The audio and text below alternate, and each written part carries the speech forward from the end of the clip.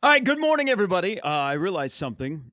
First of all, thank you to the Commanders for saving us last night of some bad weekend of football where I was questioning, did they get the right teams? Should the Bengals have been in the postseason? But last night, a doink for the divisional round.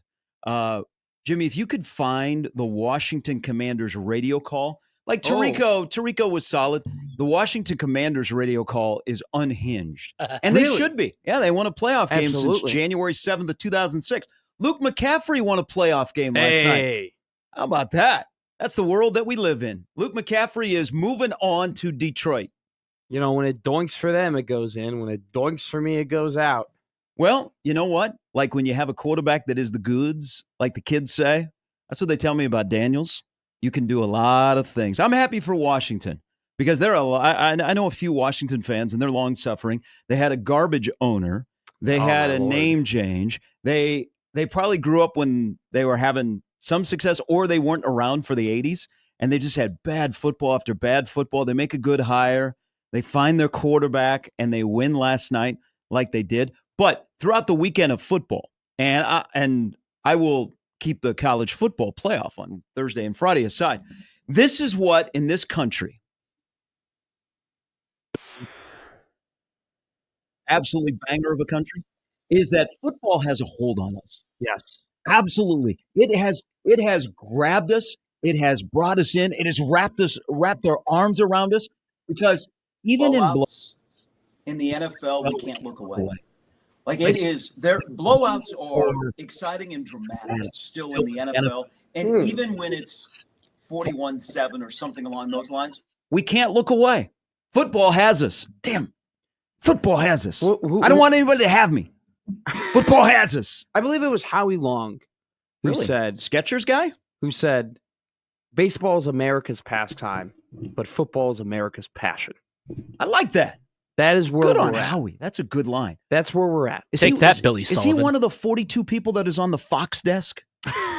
It's getting. I think they should actually have 7 people on the Fox desk. I'm pretty sure there are more people involved in the national NFL pregame presentation than there are local radio hosts in like top 3 markets. There are less spots in radio stations. All the radio hosts combined in New York and Chicago are less than the national NFL pregame. I mean, they got 8 reporters, they got 9 former players, they got 3 dudes who were former GMs, 7 former coaches, they got another dozen people who just do broadcasting presentations. Sounds like the Naked Gun. It's ridiculous how many people are. And there's 5 different crews. They look like CNN. Like, you ever watch like CNN do an election coverage or breaking news? They have double multiple people. We can probably go around for the next 5 minutes and start naming people we know are associated with a pregame, right? Like, I'm going to say Maria Taylor, and people are going to be like, oh yeah, she does do the NBC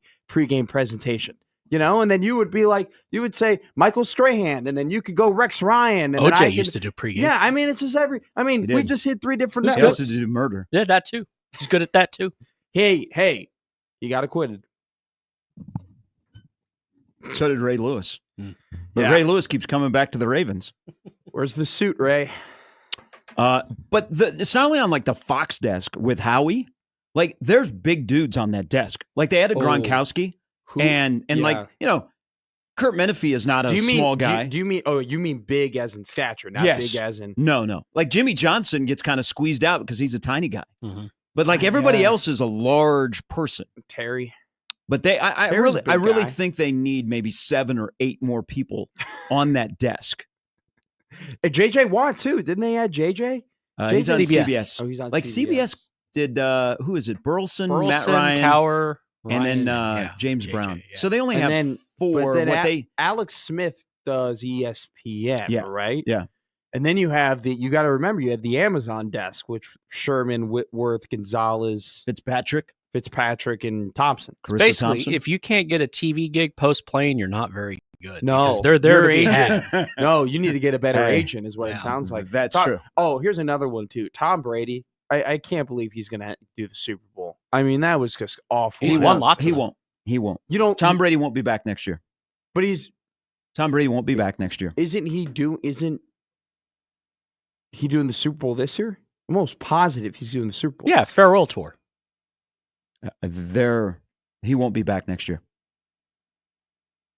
He's going to be running the Raiders. He should. Truly running So it brings into a conversation. So it's not just. Oh, it's CBS this year. It's Nance and Roma. Well, That's Fox this year. He ain't no Tony Romo, so stop trying to predict stuff. So here's the thing with Tom Brady. And if you watched him like opening weekend to yesterday, he's gotten better, but there's nothing special about him. No. Like Doesn't sound like a one. Greg Olsen. And I think all of our angst kind of is tied up into Greg Olsen got screwed. And Greg Olsen has handled it great. Greg Olsen and Kevin Burkhardt will be back next year. That's my prediction. Because here's the thing with Brady is aside from him on air, he's got a major conflict of interest. Major. So they're doing the Fox game is Washington-Detroit. Isn't the Raiders interviewing Ben Johnson? Yes. Okay. Isn't Tom Brady going to be involved in that interview? I'm almost positive they're interviewing Aaron Glenn as well. And they might be as far as interviewing Cliff Kingsbury at this point too. I don't think. I mean, is that not a conflict of interest? Everything is a conflict of interest. That's why I think he will slide back to the Raiders, do whatever they have to do to get out of his Fox contract. And he'll slide back to the Raiders and he'll run the he's getting paid he'll lot run the Raiders. Of money. But someone, I mean, sometimes there's just nonstop nonsense. And the other thing that he does that whoever is working with him is not doing a very good job because he just reiterates what Kevin Burkhardt says. He adds some little fluff to it. But I'm not, he doesn't, I don't tune in for Tom Brady. I would tune in for Greg Olsen, and I did. But Brady will be gone next year. He'll be back. He'll be running. He'll be working with the Raiders, and you won't have to worry about it. And we'll get back our, game of the week on Fox while Burkhardt and Olsen. So the Raiders have interviewed 4 people for the job, and this is on Raiders.com. So or more than the Cowboys themselves reporting on it. Yeah. Well, you're keeping your guy. Ben Johnson I tried to give him to you. And Aaron Glenn. They're interviewing both of them. Yeah. They're interviewing your guy, Spagnuolo, and then they're also interviewing Pete Carroll. I don't think Spags is leaving. So I think it's just going to come down to Johnson, Glenn, or Carroll. Look, with Brady, first off, I do want to give him a little bit of slack here. He's not allowed to be in the pre-production meeting, okay? And there are a lot of people who've been commenting on that who said, man, that's a lot of information that he's missing out on. And when you talk about, well, he doesn't bring anything special, right? There's nothing special about him. Well, a lot of that special information that he would be having would be... Yeah, but don't you think he texts coaches and players? Maybe, but those players and coaches need... I mean, the players I don't think really care, but the coaches would care because the coaches know that this guy is the owner and is practically right now running the Las Vegas Raiders, so they don't want to give him too much information as to what's going on with their team. He's not allowed to be at the pre-production meeting. So you say he's not bringing anything special. Everything special that we come from these broadcasts that people are like, oh, I didn't know that, come from those pre-production meetings. But if I'm Fox, am I like, oh, how can we move forward with a guy that doesn't get, you're right, that information when you're sitting down with coaches? I think that might be, honestly, that might be a part of how they get out of the contract between the two. The two might sit down and be like, you're not allowed to do the job that you're supposed to because of your interest. And so therefore that's how we get out of it. Here's one thing though. I did like something he did yesterday. He was talking about the Eagles and Raiders, or Eagles and Packers. Mm-hmm. And when he was talking about the Packers, he brought a lot of energy. He's like, this is their last game. Someone's got to fire them up. They got to bring energy. You're playing for the moment. You could hear that, like, it's in his blood. He wanted to be back on the sidelines. He was getting like that energy back from him playing the playoff games. The problem was, though, he didn't stop saying that nonstop for the next nonsense. 2 hours. Mm-hmm. It was game of the season. He made one great point. And then he was like, okay, well, that's the only great point that I have. So I'm just going to keep saying it over and over and over again. It sounded like me at announcing like some niche sport that I don't know a lot about. So I'm just going to keep hitting hard on this one point over and over again on the broadcast because that's all I got. Except he's Tom Brady and he's the greatest football player of all time. And he's got nothing better to say other than it's the last game of the season. You have to play your heart out. No, duh.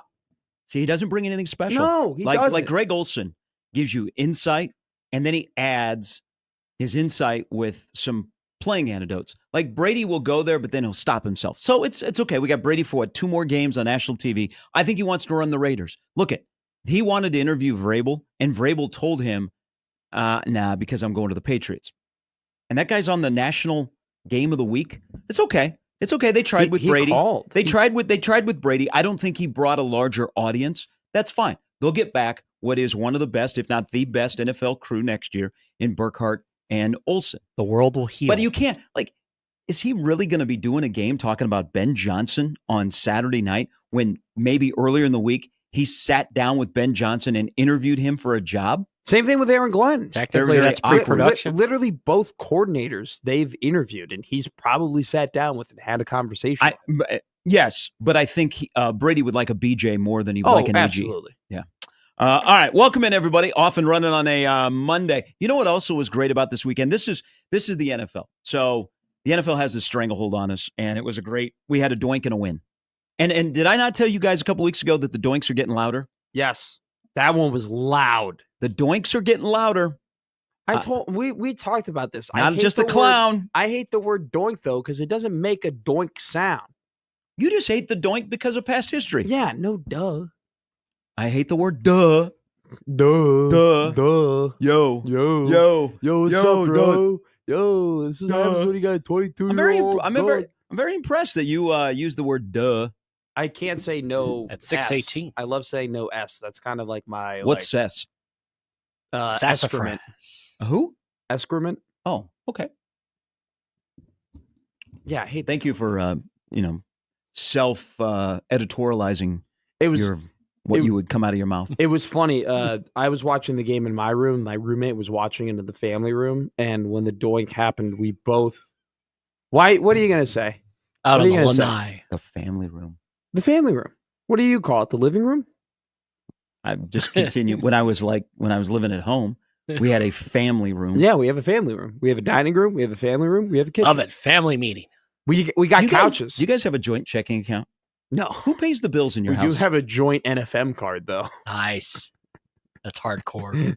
We have to pay off these two couches. Like who gets the parking tables. Space and who has to park outside? No, we have our own parking. Now I have the outdoor parking. He's got the bougie, indoor heated facility parking. But you leave early. Yeah, like it's dangerous. Exactly. When someone comes home late at night, do you check in with the other person?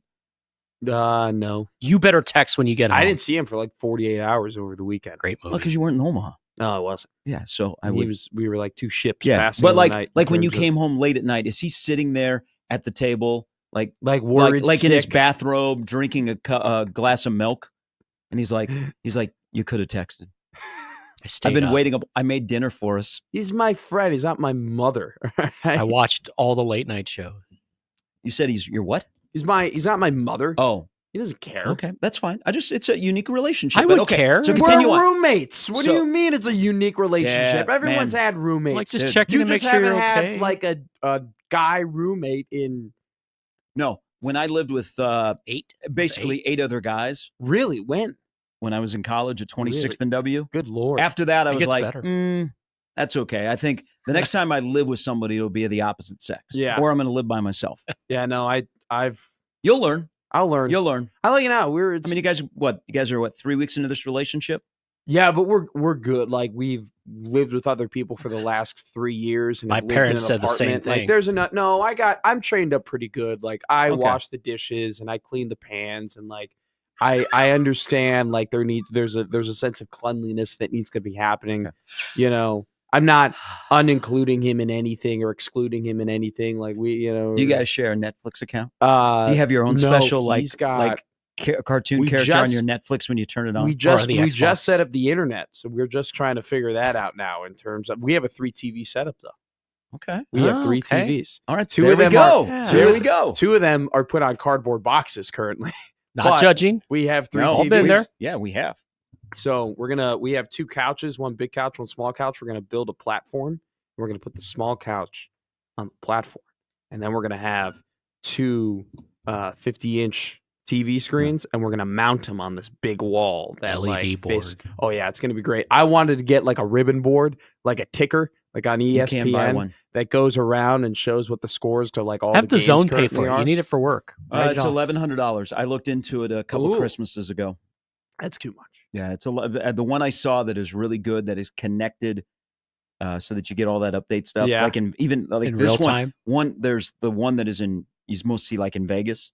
Yeah. It's like $1,100. I don't know if There I you go, feel Matt. like Buy if two of I them. get if I were to get a bonus or if I were to get an unexpected large amount of money, that's something that I would honestly look You should. into putting my money into, because it's like, you know how cool that is? There to are just people walk in this around building you can and talk just to. be able to be like, oh yeah, the Padres are leading the Mariners right now 3-2 in the 4th inning. Here's the 1-1. Yeah.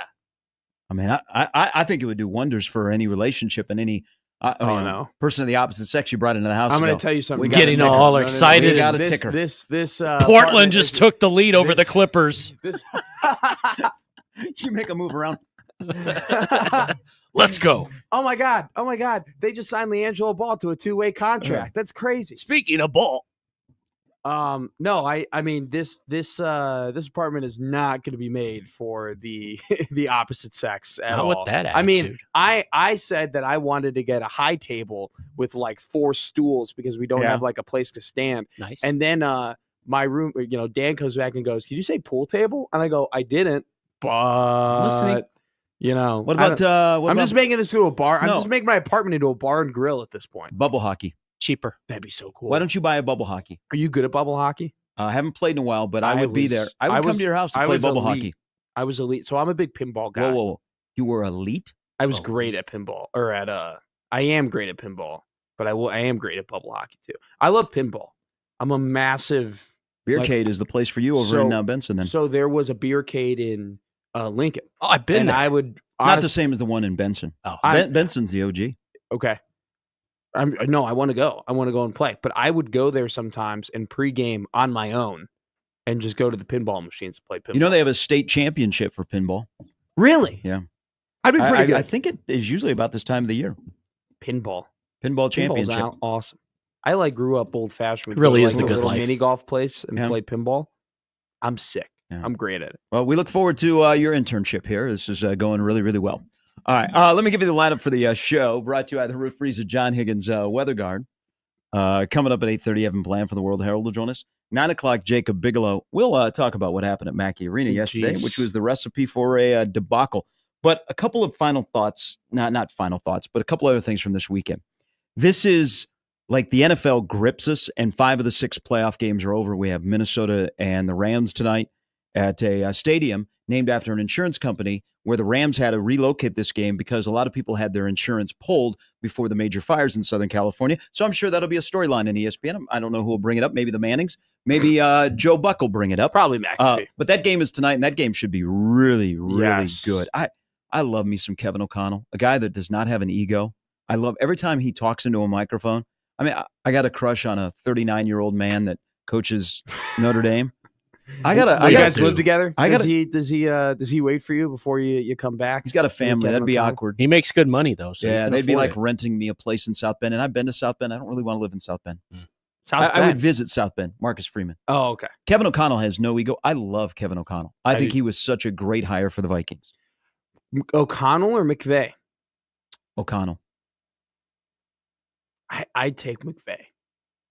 I mean, you can't go Super wrong. Bowl. No, you can't go can't. wrong. You And can't. McVay does have a Super Bowl over Super Kevin Bowl. O'Connell. And I do think that McVay has done, outside of the Super Bowl year, has done a lot with less than O'Connell has. Like, don't get it twisted. Like, Kevin O'Connell's a great coach, but he's consistently had better weapons than McVay at this point in their coaching careers. I mean, Addison, Jefferson, Aaron Jones, and then it's been great.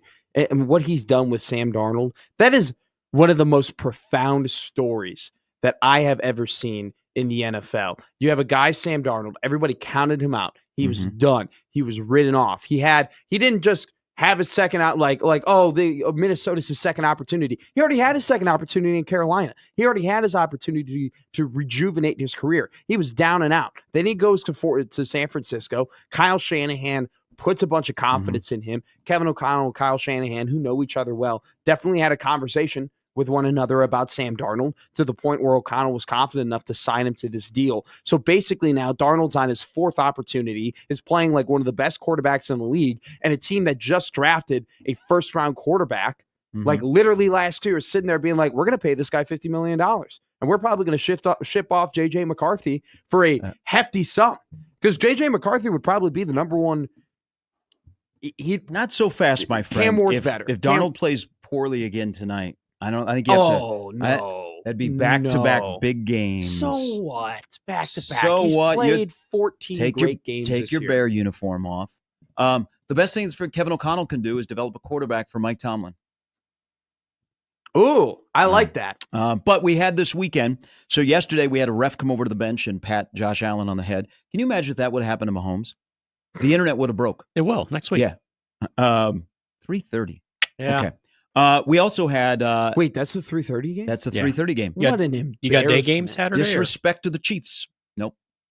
Okay. Disrespect to the How is Chiefs. that 28 not- 28 at kickoff at Arrowhead on Saturday at 3:30. Because How's that not the night game? because last year was the night game and people died because it was so cold against the Finns. Oh, well, I remember that. Yeah. But you don't know. What a way to It's go. It's a good point. That was. But It's because of the Texans. because it's Saturday, the Texans. The 3:30. Texans are required by law of the late Pete Rozelle to play the early game. Yeah, the very first. But then we game. had The 8. Lions So are first on we had Thanksgiving. Bill Vinovich come over and pat Josh Allen on the head. That was weird. That was really, really weird. Then we had A.J. Brown reading a book on the sidelines. Do we know what he was reading? I was Inner trying to Inner read that. Excellence. It is actually #1 on Amazon as we speak. And so it wasn't like it was, hey, this just happened and you caught me. And I think A.J. Brown said that. Oh, I've done it before. You look at the paperback that he was reading. Yeah, it was beaten up. So it's legit that he has read this before and it's his. It's not LeBron James reading the first page of a book every time in the locker room. No. When the paperback is beat up and it's got torn covers and pages and maybe you spilled something on it, like you have a Bible. I mean, a lot of people that read the Bible daily and they travel with it. It'll look like it's beat up. Yes. Because they've been using it for years and years and years. Drawing plays A.J. on Brown it. wasn't like messing around. He was just fooling with people. Like, I legitimately believe that he has read that book from front to back. But on the sidelines, it was a little bit awkward. I've never, ever seen that in my life in a football game.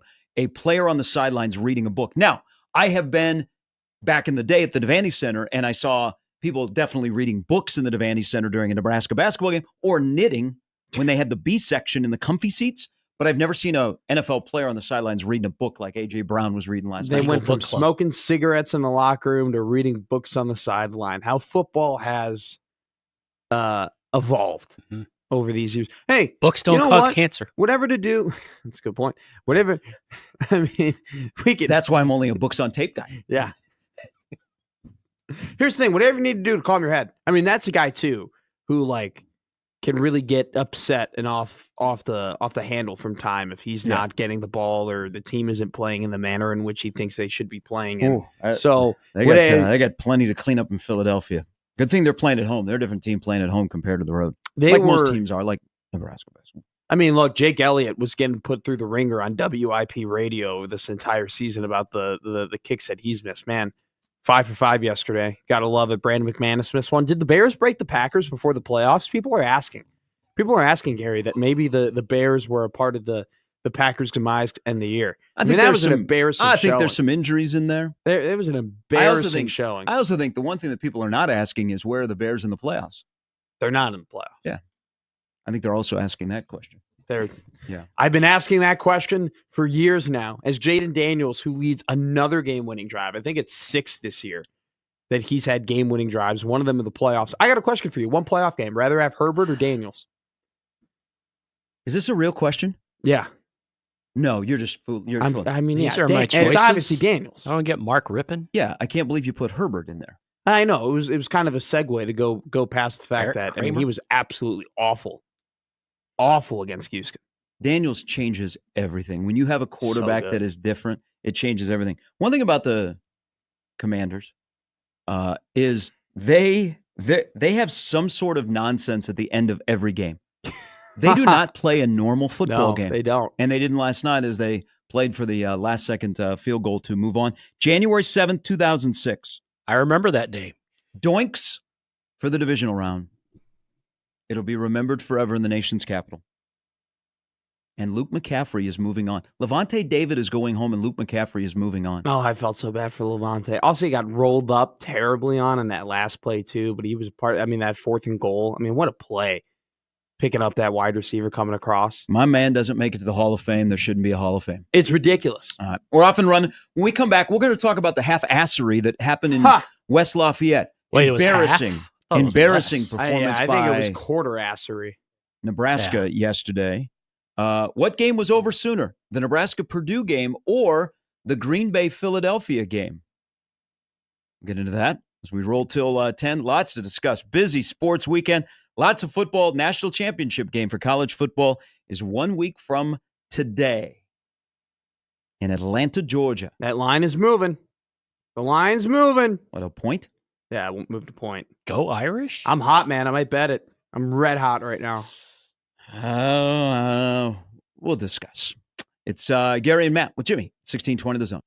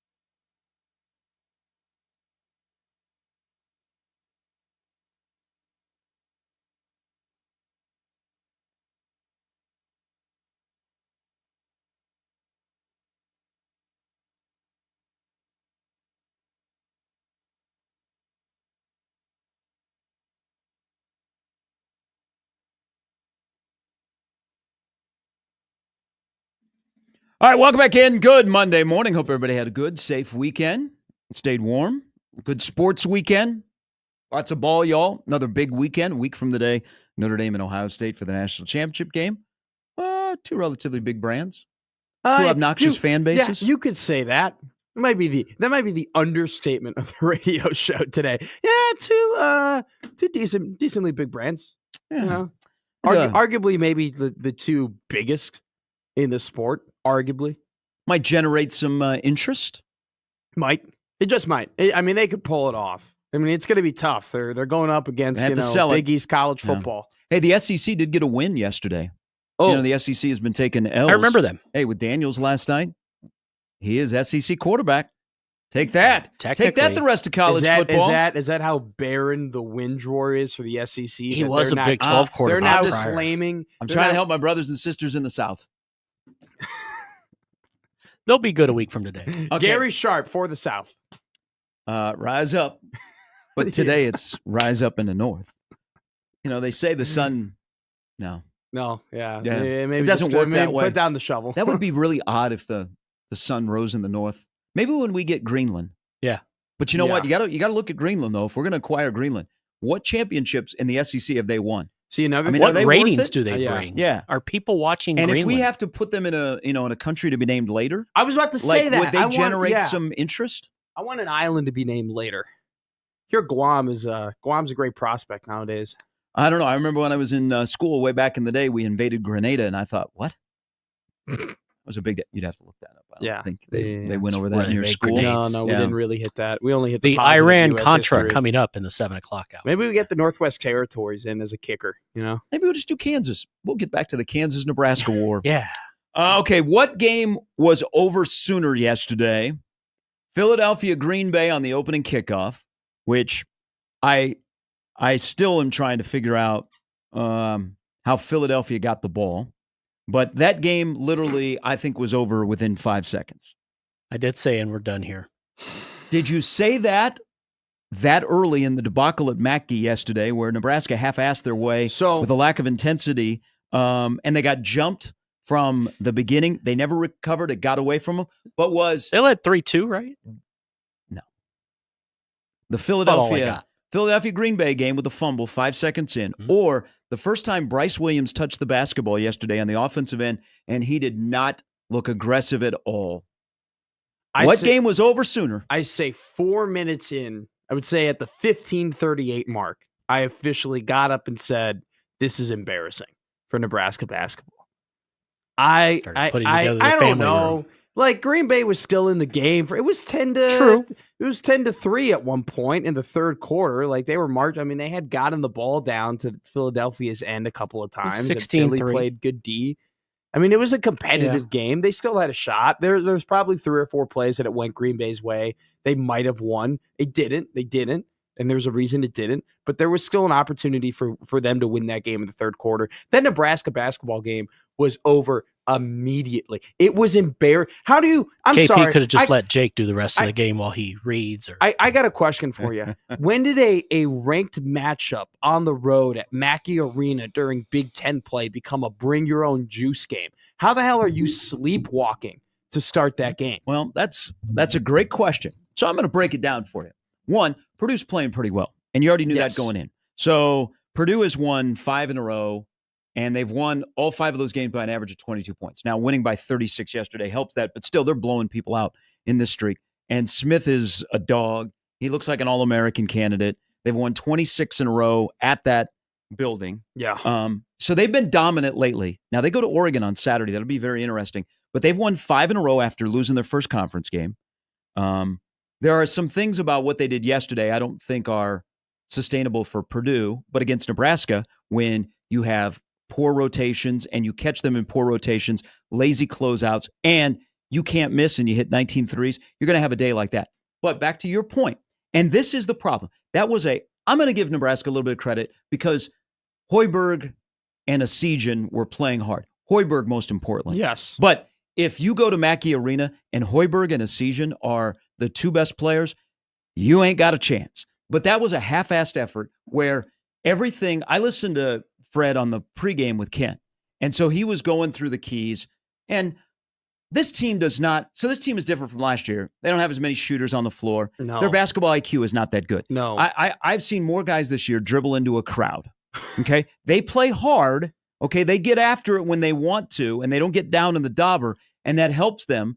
And they're a little bit limited offensively. That's not new. We've talked about that since the season began. But the basketball IQ is garbage on this team. And then you add in, where were your leaders? Where was Bryce Williams? Where was Juwan Gary?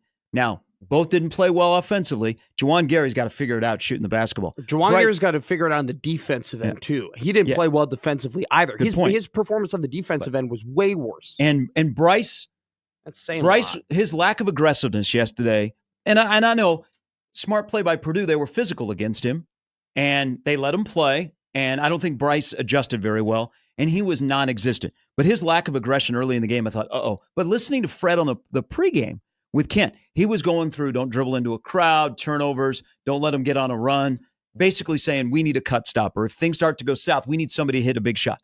All of those things were done by the second media timeout. And I'm like, wow, hold on, this is going to be bad. But there's a thing on the road. And now what have they given up, Matt? What are they giving up? 80, 91, 97, and 104 on the road. Yeah. So they're 0-3 on the road in the Big Ten, but they're 2-0 at PBA. What's the line? What does Hoiberg use? I don't get high, don't get low. No, something about winning at home. Like men win on the road, boys win at home. Oh, okay. Something along those lines. And you know what? Nebraska's still probably a 9 seed this morning when some bracketologies come out. But that number's dropping, Gary. They've got a mental thing on the road, a major mental thing. And that's where when things on the road go wrong, they go really wrong. It's not like you have a little hiccup. It's like, okay, if something's going to go wrong, it's going to be a collapse. But where is Juwan Gary and Bryce Williams when that happens? Those are the two graybeards on the floor, okay, in the program. And we've seen them do it before, but why don't they have it on the road? Because I think right now, I mean, pretty good defensive team, right? Yeah. I mean, statistically, but overall. 91, 97, 104 on the road. There's got to be a mental thing that happens. Before that game, Nebraska was top 15 in Ken Palm defensive rating in the country. They were one of the best defensive teams in the country, and they're giving up 90 points every time they go on the road to the Big Ten. There's two big things that I really want to hammer here. Number one is Buchtengel and Juwan Gary shooting threes. Okay, when teams are talking about Nebraska's offense, they are saying, hey, if 9 or 4 takes a three-point shot, that's a good possession. Those guys don't understand the fact that teams want them to take a three-point shot. Burke's sitting in the corner or Juwan's on the wing, and they're like, oh, my God, I'm so wide open. There's a reason. Juwan's a 30% three-point shooter, not only just this year, but last year. Burke was a 30% three-point shooter. Last year is a 33% three-point shooter this year. The teams want them to take threes, and they keep chucking. And it's just why they don't have flow on the offensive end, why they haven't had that for the last couple of games here. Secondly. Yeah, no, so you're right. They're trending here on really choppy offensive performances. They are. The ball movement isn't great, but this is what happens when you only have one shooter on the floor. So that is the problem. And your one shooter on the floor, and I think you're assuming that's Connor Essegian, isn't shooting the ball well in competitive Power 5 play. Secondly, and I'm not targeting anybody or I'm not targeting the fan base when I say this, but we got to get out of this victim mentality in terms of the fact that, like, oh my God, teams just shoot really well against Nebraska. Teams just get really on fire against Nebraska. Teams, oh my God, Iowa and Purdue are 52% from the 3-point line in the last 2 games. How unlucky is Nebraska? No, Nebraska's played terrible defense for the last 3 halves. For 3 straight halves, they've played god-awful. They don't know how to guard a pick at the top of the key. They let Braden Smith just go right into the Kaufman-Wren pick and roll yesterday. Oh, my Lord. Whoops. Tore him up all day. Yeah. And Smith would just get to the paint whenever he would want, and then he would find Lawyer, or he'd find Cox, or they'd get into the paint and they'd take a shot. And did they hit some crazy shots yesterday? Absolutely. But if you would eliminate the crazy shots they made, they go from 104 points to 86. Yeah. Okay? Yeah. They still have an incredible offensive performance, even if they don't have bounces go their way.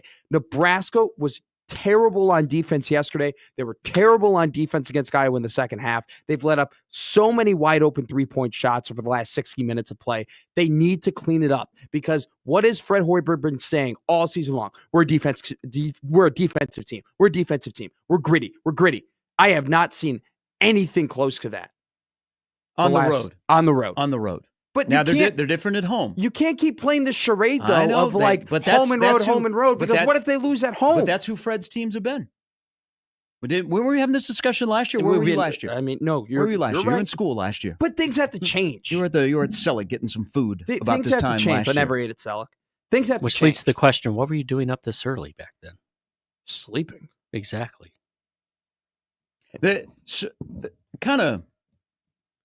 Again, I'm going to go back to the basketball IQ. And this isn't a Homer Road thing. I think this is across the board. I got to stop from comparing last year's team because last year's team had shooters, and I think last year's team was pretty good basketball IQ, and you had a guy like Casey who was always moving. Their off-the-ball movement isn't very good. Their basketball IQ isn't great. And then, like yesterday, and again, Matt Painter was in his bag yesterday, and he was. Purdue could feel it. Purdue knew that Nebraska wasn't interested in playing yesterday, and they were just going to throw the hammer down. And when they start hitting shots, it was pop a shot at Dave and Buster's in West Lafayette. But look at Painter. So this is where Fred's got some challenges with the basketball IQ. And I'm bringing your two leaders back into this of where are those guys at? Look at the baseline out-of-bounds plays that Painter drew up yesterday, where Nebraska would have a player in the middle of the lane to prevent a backdoor cut, and what would happen? Purdue would score on a backdoor cut. Yeah. How's that happen? Nebraska had no interest in playing yesterday, and you know what? It was a waste of our time. And you know what? If you show up at home on Thursday night in a non-negotiable must-win game and you have no interest in playing, and I don't expect that because they're different at home, then you know what? We all of a sudden have to slam on the brakes and have some discussions. And maybe that's just out of the way. Purdue's playing really well, but 36 points better. Bad day at the office yesterday, and Nebraska did it to themselves. They had turned the ball over 30% of their first half possessions. 17. And they even shot well. Yeah. Like if you looked at just the stats, you'd be like, how are they getting blown out? They're shooting, what are they shooting, 52% in the first half? It's 17 turnovers, and I don't think Purdue turned the ball over for the first time until like 7 minutes left in the first half. I want to go back to your basketball IQ point. There are multiple times when they call a set that either me or Burke are at the top of the key, and they don't know which way they have to screen for what play they just called. Okay, that happened against Iowa, and I thought it was a one-off. It happened like twice yesterday at Purdue. Secondly, there were multiple times yesterday on offense where they were doing a set where it's a handoff or they're running around on the wing around the perimeter and they're going back and forth. And I looked at my room and I go, what did that accomplish other than waste 16 seconds on the shot clock? What they just did there on the far side wing with the handoff, the balls and the screens literally did nothing to contribute to them scoring a basket or having a better likelihood of scoring a basket. It was just an absolute collapse and just an absolute lapse in just good basketball. And here's my biggest concern as well. Most of the time, I would chalk it up and I would be like, hey, it happens. I used to run cross country. I had a coach who said, you get one bad race. Like you get one really bad race. Who in their right mind would ever run cross country? I loved it. I thought it was a ton of fun. Gotta be young. How is cross country running fun? Because I love to competitive. compete. I love to compete. I love the races. You're running because he was young. What are you, like 7-8 miles? I hated the practices. I loved the competitions. I was a 2-time all conference cross country runner. It was pretty dang good. Anyway, you get one bad race. Right, I'm not going to get on you. You have one of those where I'm not going to put pressure on you. You have it. What happens, whatever. But they've already had their bad race. It was at East Lansing against Michigan State, also at 11 a.m., where they got murdered and killed. And they looked lazy and they looked tired and they looked like they had no energy and like they didn't want to be there. And so then you're thinking, okay, that was the one that happens. Won't happen again. They'll learn. But weren't from they it. different type of games? Like Michigan State, they physically just got beat up. Yeah, like they got beat up in that game. They did. Like yesterday was They look bad they day at look the office. slower. They look slower than they did. They look But slower yesterday than they did. My against problem was Michigan Nebraska State. didn't look like they wanted to be engaged in that game from No. the beginning. No. Okay? You know what you're walking into. 11 a.m. your body clock, noon in Indiana. Always screws people up in the state of Indiana when they change the clocks or not. Come on, Trump, save TikTok and do something with the time. Just a request. Planting those seeds a already. week out from your inauguration. On Tuesday, get on it. Yeah, you know what? I know you got a lot of things that you're probably going to do day one, but if you could work on those things for us, that would be great. But they didn't look like they wanted to be engaged yesterday. No. I keep going back to Fred's discussion with Kent in the pregame, and like Nebraska, Everything happened. Everything that he was trying to avoid happened. Nebraska didn't do any of that. Like they didn't follow their game plan at all. No. Second half, It Fred was just bad. sits with KP. I will distinctly remember it. That It would was be a the game like beginning- if Cronin was coaching Nebraska, Cronin would have gotten himself thrown out of the game just so he didn't have to watch it. It was the And be- he could lay the blame on the players, That's not true. the coach. Pop was- would do that too. He'd be at dinner by halftime. It was the beginning of the first half, and I think it was Cox hit his first three, and just no one was there. Just no one wanted. Like they're all standing around looking at He him had 20. while this guy just literally took a drill to three. If I offer And then you I saw a cookies, couple- will you get Either excited? before that or a couple minutes after that, Jawan Gary tried rotating onto a 3-pointer that was made, and you could just see the Oh, yeah.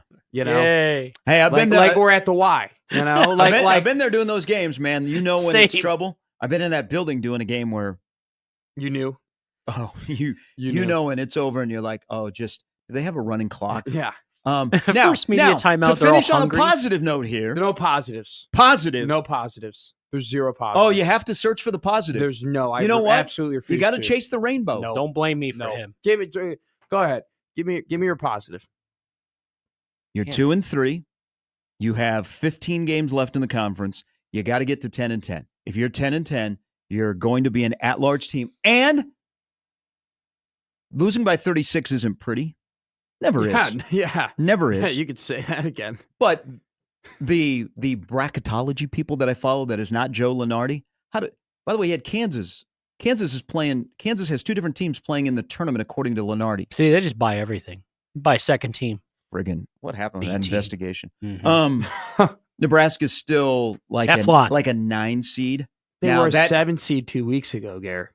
They were an 8. They were close to a They were an 7. eight. They were an I've never 8, seen them as a knocking 7. on the door of a 6. I think the bracket matrix has them at like basically an 8 or a 9. So you get your road mulligan, and we know how this is going to play out. They already had the road mulligan. We know how this is going to play out. Nebraska at the end of the year will win a couple of road games and be like, oh, you're okay. But makes it even more important. Now you got to be damn near perfect at home.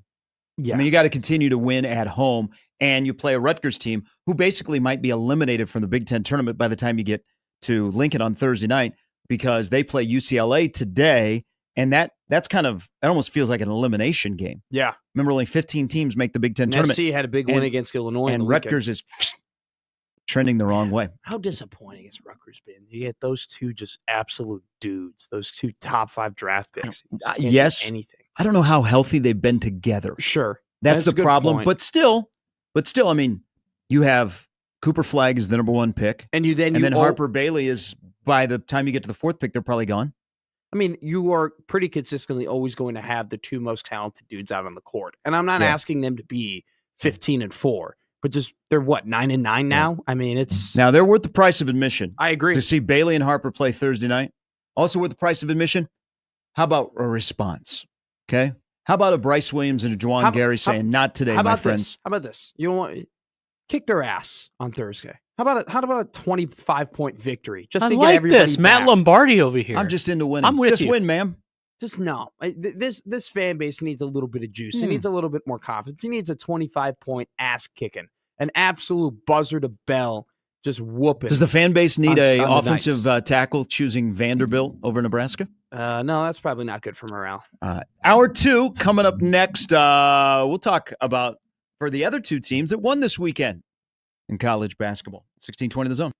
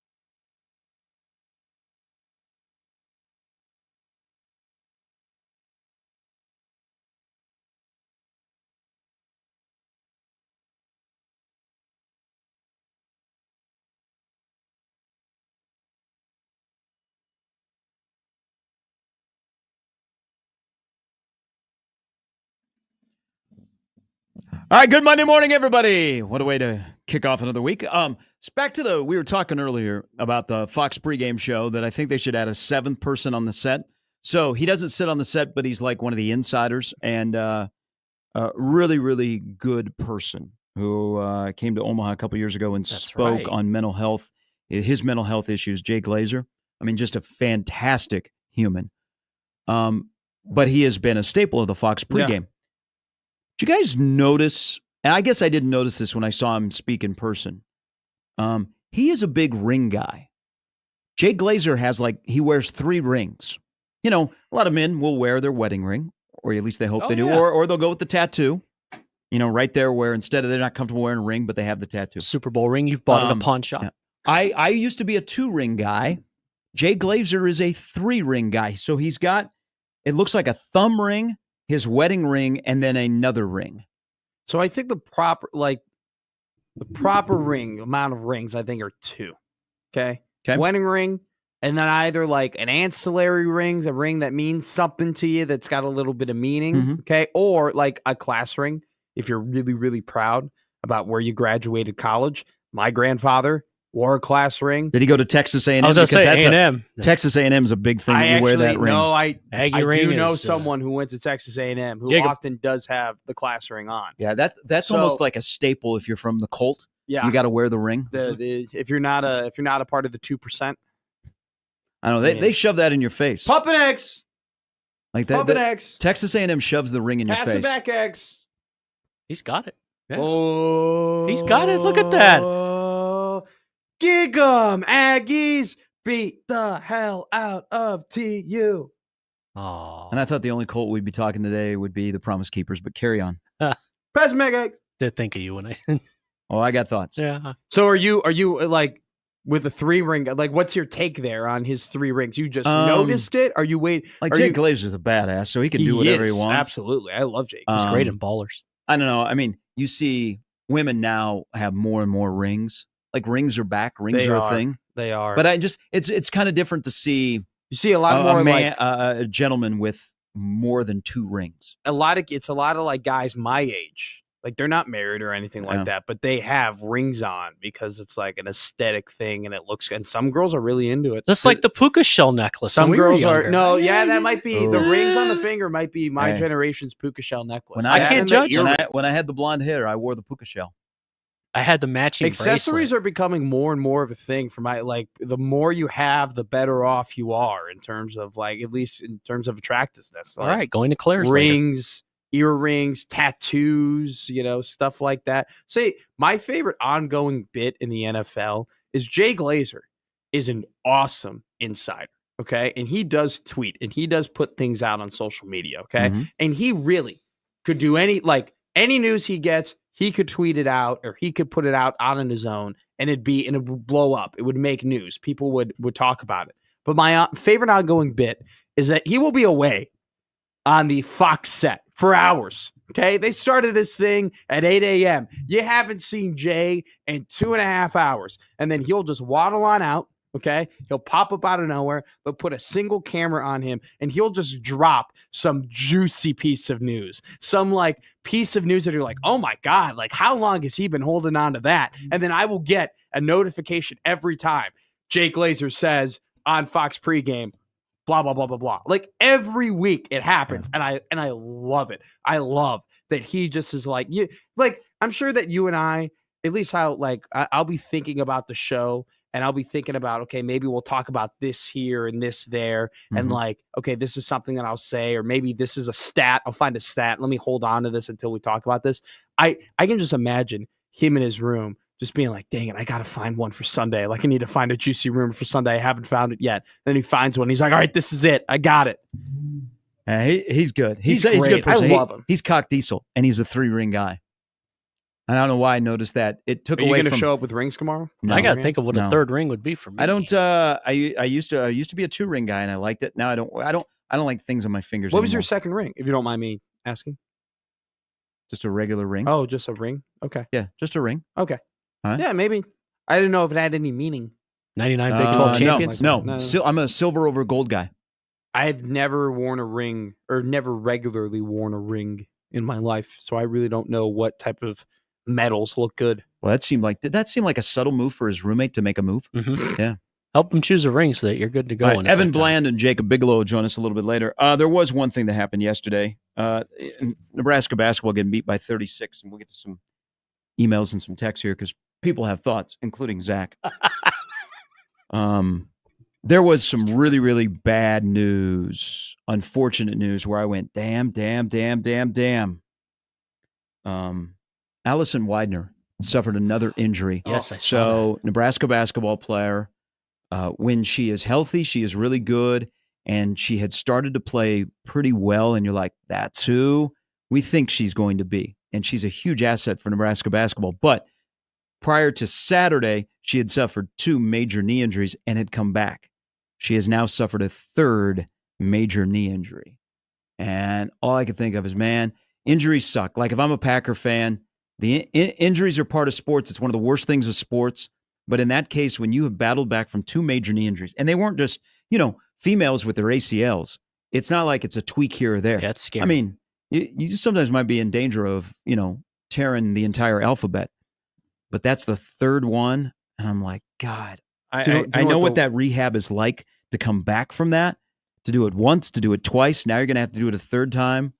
And who knows if you'll ever get to the level that you have been at. But God, the timing is awful because she finally looked like herself.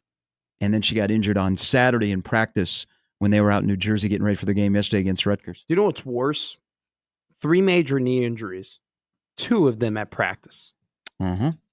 I believe one is definitely a non-contact. Yeah. Yeah, which are the worst. Devastating. I've always been so.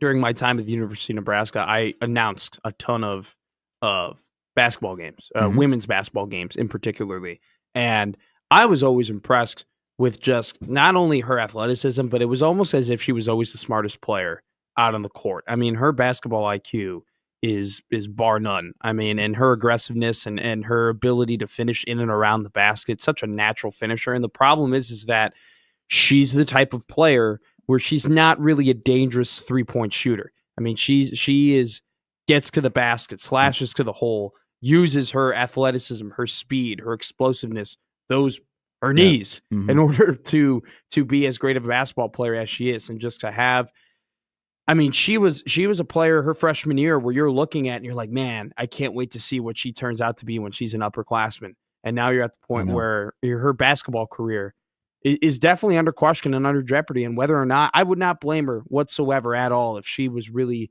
thinking about, do I want to do this again? Because to do it once is already a gargantuan task. To now do it a 3rd time is absolutely heartbreaking. Back to your comment about class rings.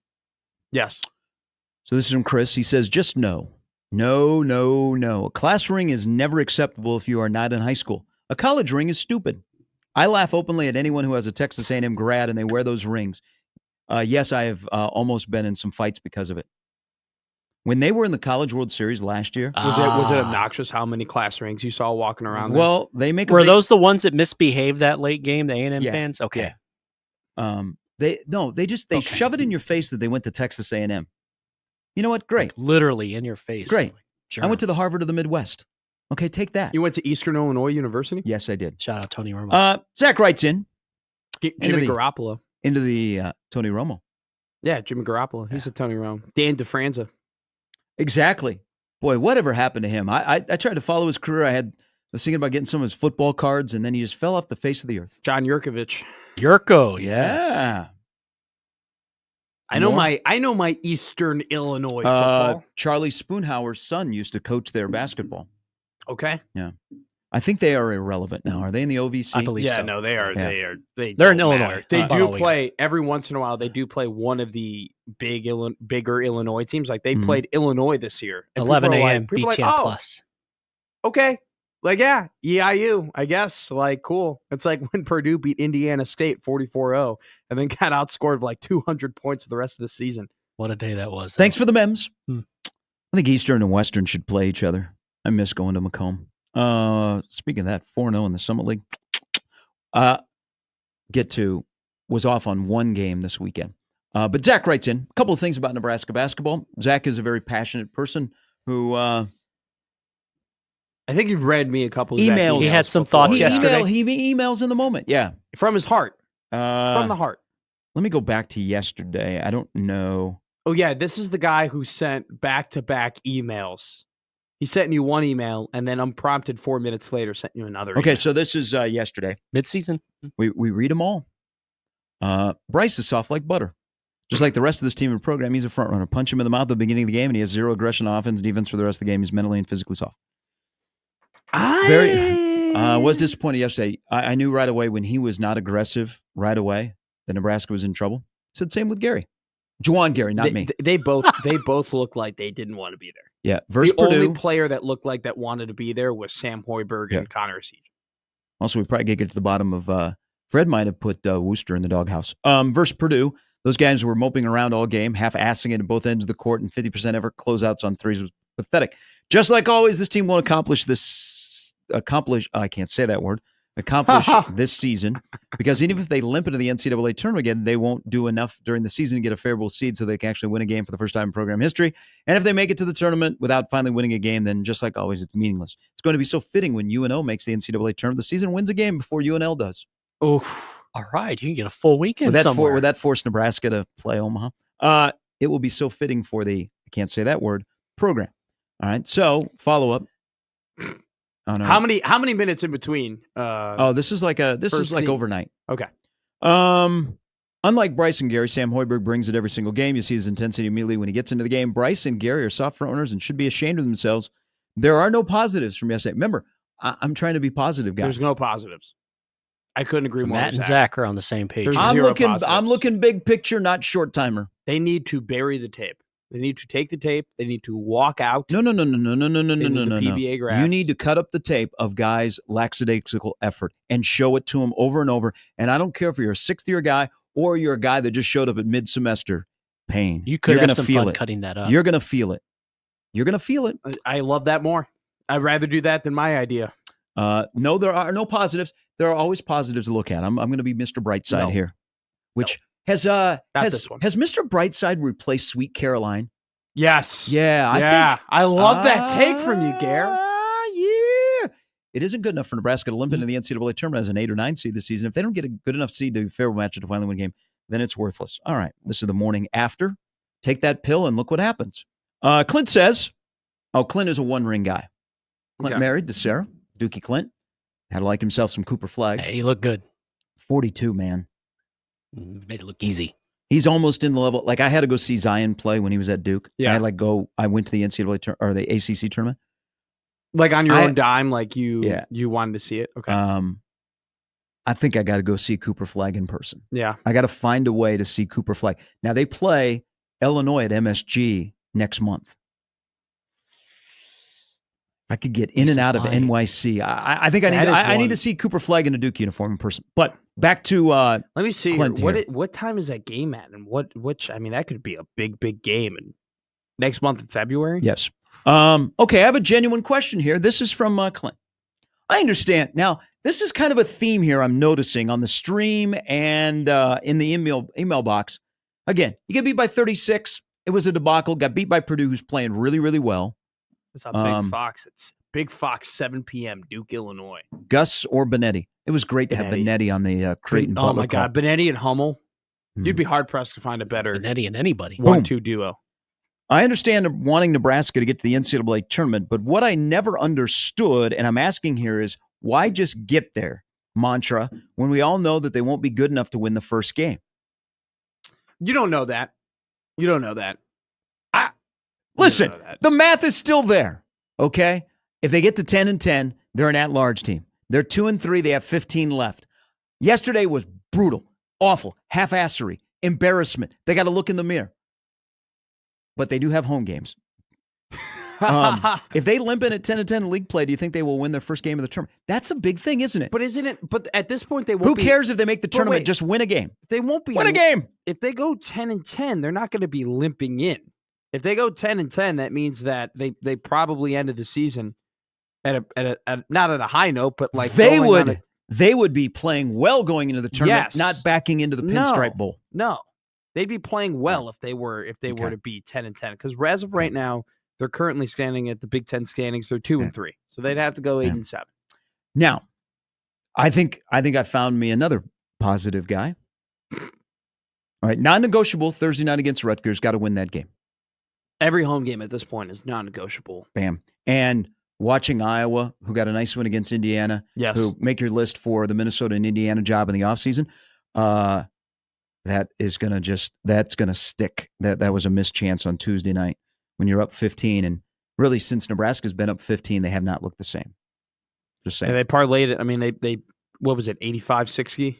Iowa beat Indiana. Indiana again. Bad pain. Gonna have to hire another coach. I mean, how far they've fallen. Yeah, but you know what? In this day and age, you can turn things around quickly. Absolutely. Yeah. Look what Kansas State did 2 years ago. I mean, they were Kansas doing this year. Kansas State is a game below 500. No, I'm saying like 2 years ago. Oh, yeah. But this year, ago. that Coleman Hawkins investment looking really, really good at K-State. Been better off with Hersey Hawkins. Joey writes in, so I'm late, and maybe y'all discuss this. I like anybody that uses y'all. I just want a little southern flavor here. You missed the Alamo Bowl. You said this. Y'all. That doesn't surprise me. I say y'all. Y'all. I say I think we need to say y'all more. I'm fixing to go to Is the that your grocery New Year's store. Y'all want resolution? anything? No, because Okay. I've been a y'all guy. Yeah. You don't have to resolute. But to you that do more. get, some people will do a double take when you say y'all around here. Yeah. But y'all is a solid phrase to yours because people feel comfortable when you say y'all. You're like, Y'all come back around. I now. like some Southern charm. But around this time last year was when Nebraska record-wise was in about the same spot, and this is when Fred started to tinker with his lineup. Should he do that now? Maybe at point guard or in the middle with Mia. Maybe Morgan or Ulis or both should be starting. Nebraska not having a solid point guard is a little bit of an issue. I believe you brought him up in the first hour about Berke. Yeah. I think they need to find him as a scoring option. I think he can develop into a scoring option. Now they're going to have to scheme him a little bit, pick and pop. I think that it would be critical for Fred Hoiberg to sit down with Juwan Gary and have a come to Jesus moment and say, "Hey, I love you. No more threes. Just we'll scheme you in the post. We'll put you in the post." They could run. I mean, they could run some pretty good actions with just Juwan on the low block. I mean, he's big enough, and if they get a good enough matchup on him, when someone closes in, I mean, they can manipulate it where they can get some good matchups. If someone comes and closes in, they could pitch it back out to the paint, rotate it around, and either get a shot or like have someone go back into the paint. I feel like I'm more in favor of Juwan getting more post touches and paint touches than I am Burke. I don't disagree with you. I think Burke is a good player, but I feel like with Juwan right now, it's way too much him getting the ball on the perimeter than him getting the ball closer to the basket, which is now tempting him to take 3-point shots. I would focus on trying to get him more involved and him more of a ball in hand focal point than Burke. But you can look at this entire roster, Gare, and say they all need to be better on offense. They all need to be a part of a focal point in some way, shape, or form. They do. They also have to find. I don't know. I don't know how long you can live when you only shoot 33% from 3-point range, and that's. I think they're at 33-1 or 33-2 on the season. Their 3-point shooter, Connor Sejan, either can't get open, and in the very rare time that he is getting open, isn't hitting the shots at a high enough rate, and that has to change. All right, here is on cue, Nebraska Mole Mike. Hello. Harry, Yeah. I love you. Please stop talking. Whoa. This team is not an NCAA tournament team. Are you just discounting everything, all the goodness of November and December? They're done. Whoa. Whoa. No, Mike. no. Mike. I don't know who he is anymore. Mike. They're Mike. not done. Back I'm away from the sick oxygen. Of watching this team go on the road and not know how to finish a game. I am sick of this team losing games they shouldn't lose.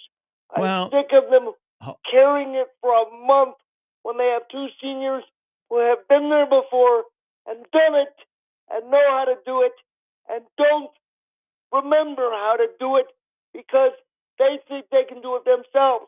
I don't know what in the world happened between Gary and Bryce Williams, but they forgot who they are and they forgot how to lead this team in 4 games. and it makes me so mad.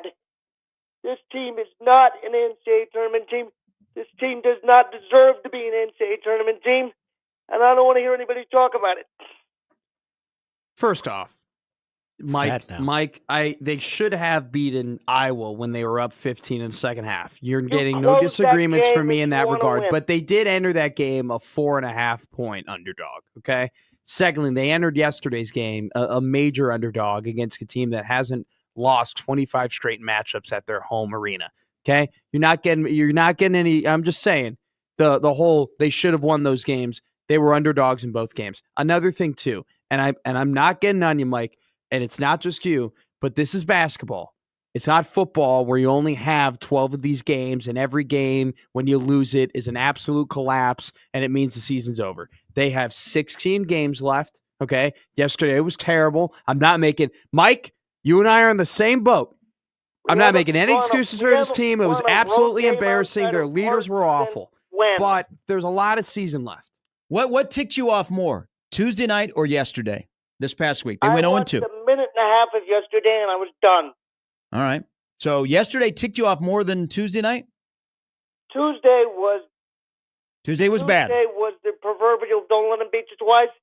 They beat us twice. Well, I don't know that Nebraska was going to win yesterday. I understand. I mean, Purdue's playing really well. They're at home. Mackey is a brutal place to go in anywhere. Anytime we would have gone in there, we would have probably gotten killed. So it's not that, like... The effort is the big thing about yesterday. The effort is the thing that we're all upset about. Who know how to do this and who basically rolled over. Yeah. Well, hey, have faith. They could be back to 500 in the conference on Thursday night at 10 o'clock. With 2 NBA lottery picks, nothing tells me Rutgers is not a good basketball Rutgers team. isn't playing very well. Ace Bailey and Ron Harper won't come in here and show our boys how it's done. Did you say show him how to dunk? No, how it's done. I thought he said Ace Frehley. Come into our place and end this streak that right now doesn't mean a thing. Show me you want to play. All right. Mike, take a deep breath. Have a great week. We'll talk to you on Friday after Thursday night's game. Okay. All right. Thank you. When did I become such the positive person? You know who's laughing at these conversations right now? Creighton the fans? Creighton and Omaha basketball fan. I They're know. like, this is great. This is fantastic. It's so funny though. Like when they beat UCLA. I got multiple personalities going here. I had a good Saturday. I had a great Saturday. I had a great weekend. One of my favorite weekends of the year. Just started. You get it? You get that, Joe? Yeah. When they beat UCLA, us old people are a little slow. Sorry. When they beat UCLA, what did they do great? What was the best thing that they did? UCLA didn't hit threes. Well, what it came down to was good defense and free throws. Yeah. Okay. Yeah. Since then, that has completely disappeared. They lost to Iowa because they couldn't hit their free throws, and they lost to Purdue because they were terrible on defense. And I agree with you. I expect them to lose too. I don't know what Jacob Bigelow was talking about. Jacob, for whatever reason, was confident in the fact that he's coming up at 9. He's going to take a beating. It's gonna be. Come here at 9 and get on the show and take your beating. Look, I had no expectation that they were going to win that game yesterday. But the fact that you come out there and immediately everybody collectively knew that the game was over 3 minutes in because of just the lack of hustle and the lack of speed, and it just seems like they were discombobulated and disconnected from the game. Lack of aggression. It's embarrassing. Yeah. Well, you know Good what? teams don't do that. On the road, they do. Men win on the road. Boys win at home. So what's between a boy and a man? Middle school. No, puberty. A lot of awkward, terrible pictures that resurface when you get older. We'll talk about the other two that won this weekend. Also, whatever happened to the bat? If you're at the Supernovas game on Friday night like I was, what happened to the bat? Where did the bat go? They got a bat. They had a bat. They delayed it. Then before the third set, they had a bat that was diving at the chive. 13,000 people. Yeah. Really? Yeah. Really? Announced. Really? I got some thoughts. Was it WrestleMania 3? I got some thoughts. Was it WrestleMania 3 in the chive? No. Somebody brought up This is from a Chiefs fan. Hey, you forgot about the best doink of the weekend is the Will Lutz missed field goal for the Broncos. I'm okay. The Broncos have something. Everybody sings this now. I know, and they all put the different like F blank blank F blank. This is replace Sweet Caroline. Take it to the bank. I agree. Put it on the board. Yes, I agree. I think it was such a great. It was, I think, your best take we've had in doing 4 weeks of the show. It really has. Might have been. I think Notre Dame will score on Georgia. It's Gary and Matt on 1620 The Zone.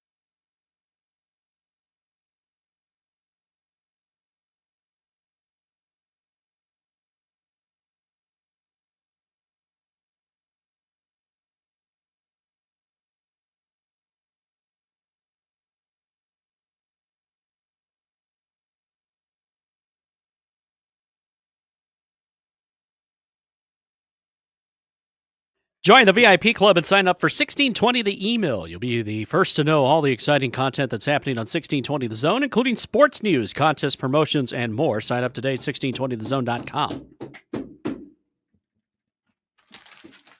All right, Evan Bland of the World Herald is going to stop by in about an hour. A month from now, spring training starts. College baseball starts in about a month.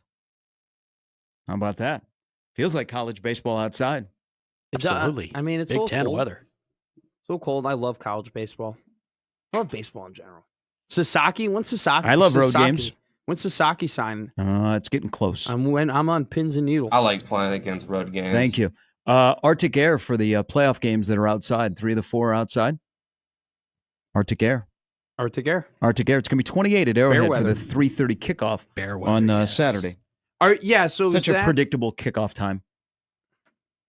Are you mad about that? Not really. I mean, So I thought you might like that. You know. So let me, as the Chiefs resident No, you expert are. on Yes, the show. Yes. It's true. It feels like my football team hasn't played a game in a long time. You know, they played on Christmas, so then they had the weekend off, and then they sat everybody against Denver. They didn't play this weekend. They don't play until Saturday at 3:30. It just seems like the Chiefs' season is over. They haven't played. You're like, okay, well, you got to be reminded again that they're still playing. But no, that was a predictable kickoff time. I'm fine with that. Last year against the Dolphins, it was bitterly cold weather, record low temperatures, and the game was the Amazon game at night, which was ideal because the Dolphins are garbage whenever the temperature, is You guys is high playing enough, the is first low game- enough where geckos, freeze and fall out of trees. I don't know, man. Like the NFL is never going to mess up with marketing or anything like that. Like people are going to watch the games no matter what. But the True. Chiefs are starting their journey to be the first ever back-to-back Thank you. Super Bowl champion. Thank you. Okay? Something that literally no one ever thought could be a thing. Okay? Going back to back. Would have been if they called a PI on Deion Sanders. Going back to back. 30 years. Going back to back, it was Super Bowl champion might be the greatest sports accomplishment ever, period, end of story. Okay? Yeah. Honestly, Mahomes winning 3 straight titles, you could make the argument that it automatically puts him in the GOAT conversation, or he is the GOAT, period. Seriously, to win back to back to back, no one's ever done it before. And no one's really even, I mean, I guess if, the Bills lost 4 in a row, but like maybe they got closest, but like it's absolutely ridiculous. Blown and to out have them hamstring. starting their 21 to journey nothing in on the first Saturday at 3:30. Yeah, What? so so Baltimore Buffalo is the game. That's why that's why we on watch. Sunday. So that game gets a good spot. Philadelphia, Minnesota, or the Rams feels like a good noon kickoff. And then, Detroit, Washington. I'm 3:30. 3:30 is fine on Saturday. There's no, especially with how good Houston day looked. game. You see how good Houston, like their defense looked? Last year looked their great. coverage was suffocating. Stingley looked now. great. Will Anderson was coming off the edge. He looked like a grown man. Yeah, they made Herbert look bad, and the Chargers chargered. Chargers are. Herbert is, I feel bad for him because he's now stuck in the perpetual no man's land of quarterback play, as in like nothing he will ever do in the regular season is going to matter here on out. I mean, he will only ever be graded on his playoff performances. Same thing with Lamar, but Lamar's got 3 MVPs and has actually won playoff games. I think that's fair. If you're at that level, if you make that tier, it becomes you transition into what do you do in the postseason? Well, yeah. I mean, everyone I don't think he's a problem. Some people are like, well, he threw 4 picks. Not at all. Houston played really well in that game. But that looked like Jim Harbaugh back in the playoffs. They made some really like first-timer mistakes. They chargered. Well, they also don't have we're a running team. Yep. The run game sets up, and they lost their best running back in J.K. Dobbins, which I have no sympathy though for them losing Dobbins because they had to think they were going to. Like you had to have walked into that season knowing that at some point that guy who literally the only consistent about his career is the fact that he faces and consistently gets season-ending injuries. You had to think that guy was going to go down at some point of the year, and to only have Gus Edwards, because Greg Roman's had a crush on him for the last 7 years as your next running back, is just a fatal, fatal flaw. They should have drafted Blake Corum. I don't understand how he was up for the taking. He was there. He could have brought what was probably the best running back in college football over the last 2 years because he was former head coach in an offense that would be great for him. And they decided for whatever reason to pass on him, and the Rams ended up taking him. But they got some work to do in LA. But I still give a ton of credit to Harbaugh. A lot of people questioned that team walking into the season, saying they don't have weapons. They lost Everett. Joshua Palmer isn't what are they going to do there? Quentin Johnston, while he dropped a lot of balls, did have a better season this year than he did last season. Ladd McConkey was probably the steal of the draft. They've done some really good things. I'm excited about the Chargers' future, but Herbert's at the point now where it's just no longer. I would like that as a quarterback. Matter. I would like that as a quarterback. That means I've achieved a tier. All right. couple of emails in response to the discussion about class rings. Yeah, I got one. We've had a couple. So this is from Corey, who, with his beloved hockey team that plays at Baxter Arena, had a good weekend, a sweep. Boy, man, They needed that. Kiss the ground that Simon Lacosi walks on. That dude is a stopper, and they're playing better. That just like Omaha men's basketball has a trap in the middle of the week at Denver, Omaha hockey has a trap going out to Oxford. Miami of Ohio is garbage, and Omaha swept them and outscored them 11-1. But that's where they go. But Omaha hockey's playing much better, and they've owned CC. Owned, like you own the Chiefs. Yeah. Slapshot. No, you haven't seen it.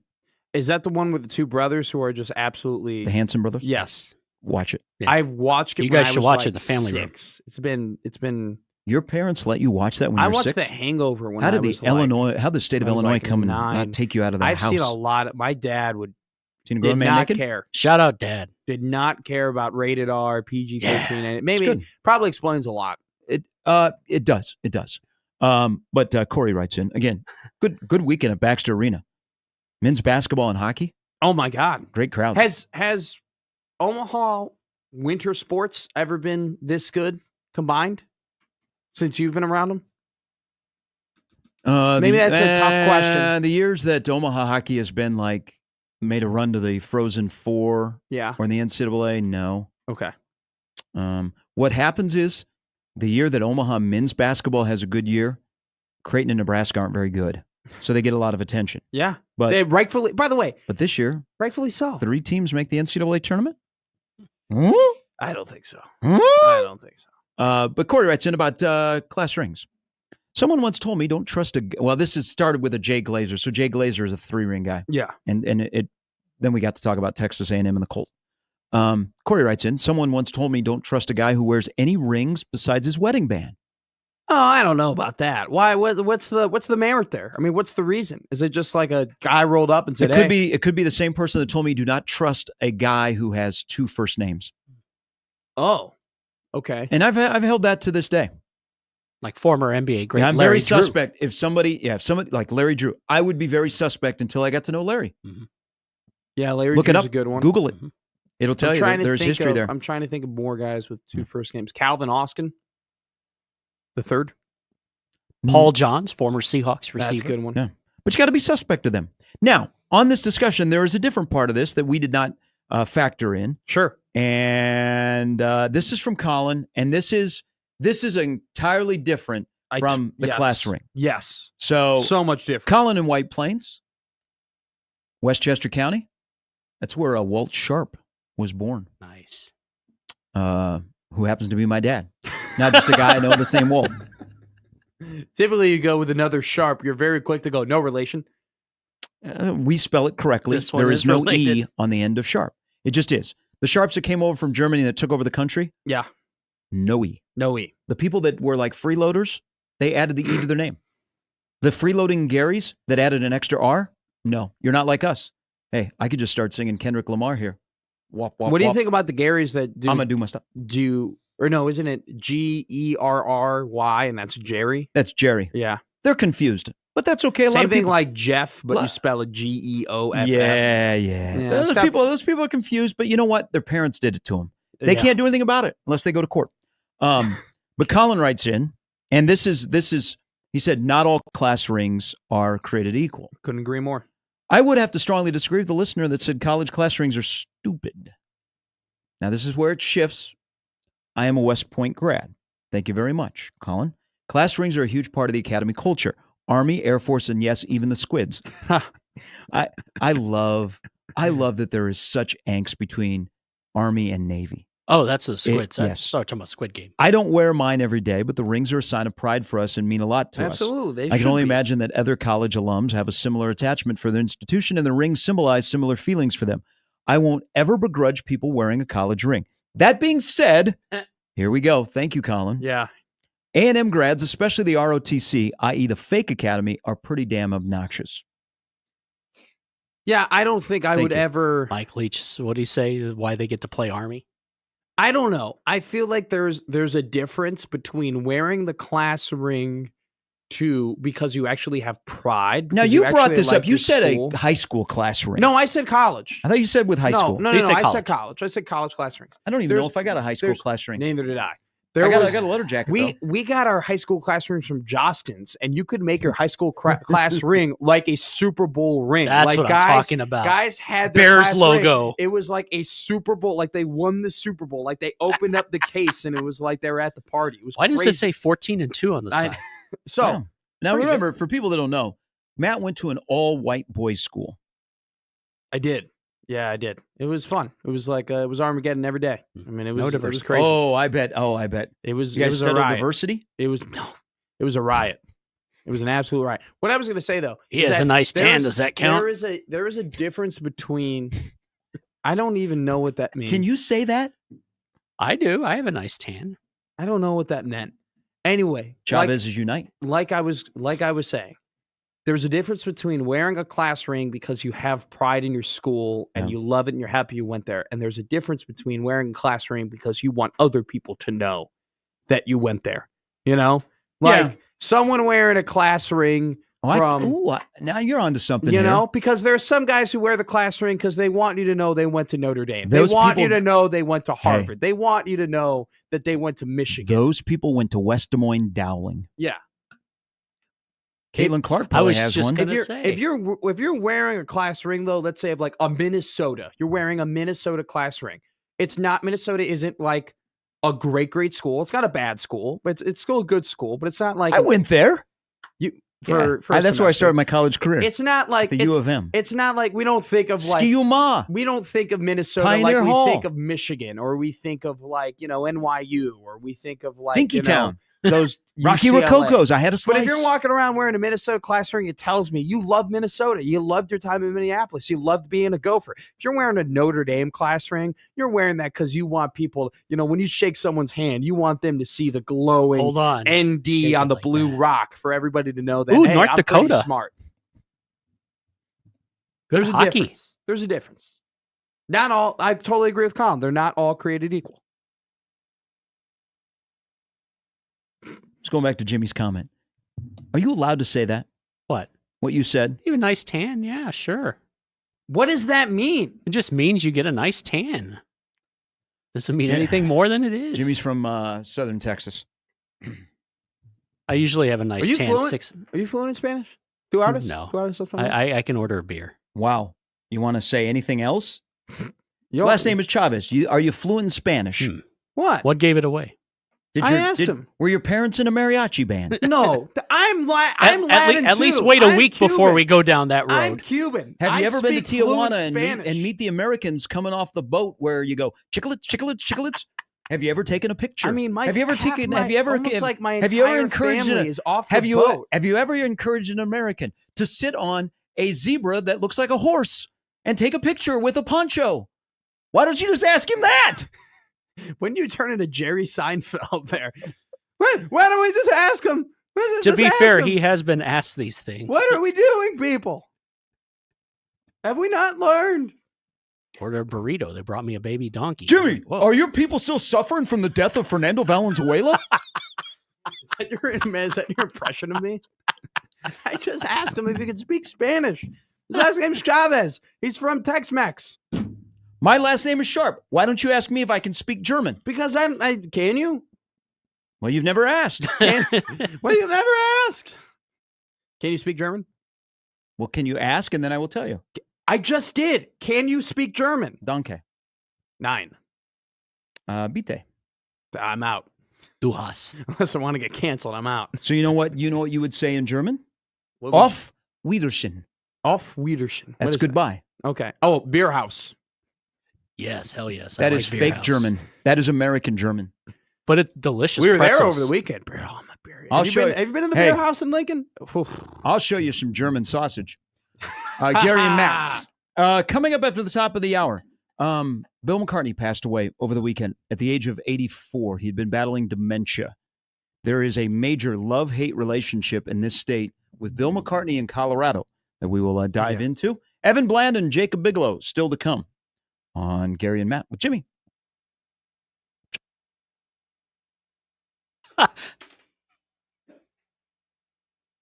Underdog is the best place to cash in on all your takes during the playoffs. Which players are going off? Which ones are ice cold? With over 5 million happy players and $2 billion won, Underdog makes it fun and easy to cash in on all your favorite athletes' performances. With their pick'em game, you could win up to 1,000 times your money just by choosing higher or lower on player stats like yards, touchdowns, interceptions, and more. Every dog deserves a second chance, and with Underdog Rescues, you can get your money back and receive a promo if an early injury causes your entry to lose. What's up, J.K. Dobbins? With Underdog Double Flex option, you could even take 2 L's and turn them into a W. This week on Underdog, I'm looking at the Vikings and the Rams. Sam Darnold's going to do things tonight. That's just what I'm going with, because they got to win me something. Underdog is the best place to play Pick'em. Download the app, sign up with promo code ZONE, and deposit now to get up to $1,000 in bonus cash instantly. That's promo code ZONE. Must be 19 plus in Nebraska, present in a state where Underdog Fantasy operates. Terms apply. Concerned with your play, call 1-800-GAMBLER or visit ncpgambling.org.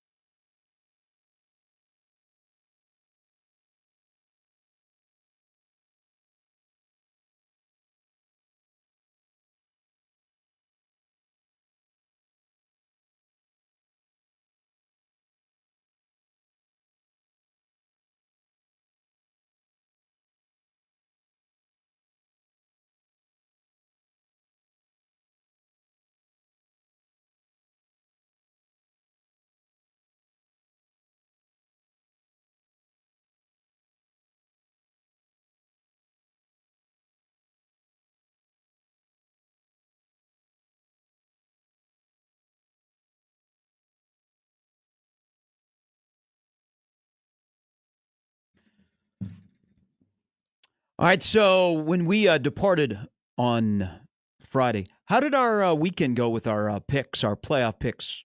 Oh, my apologies. I'll do.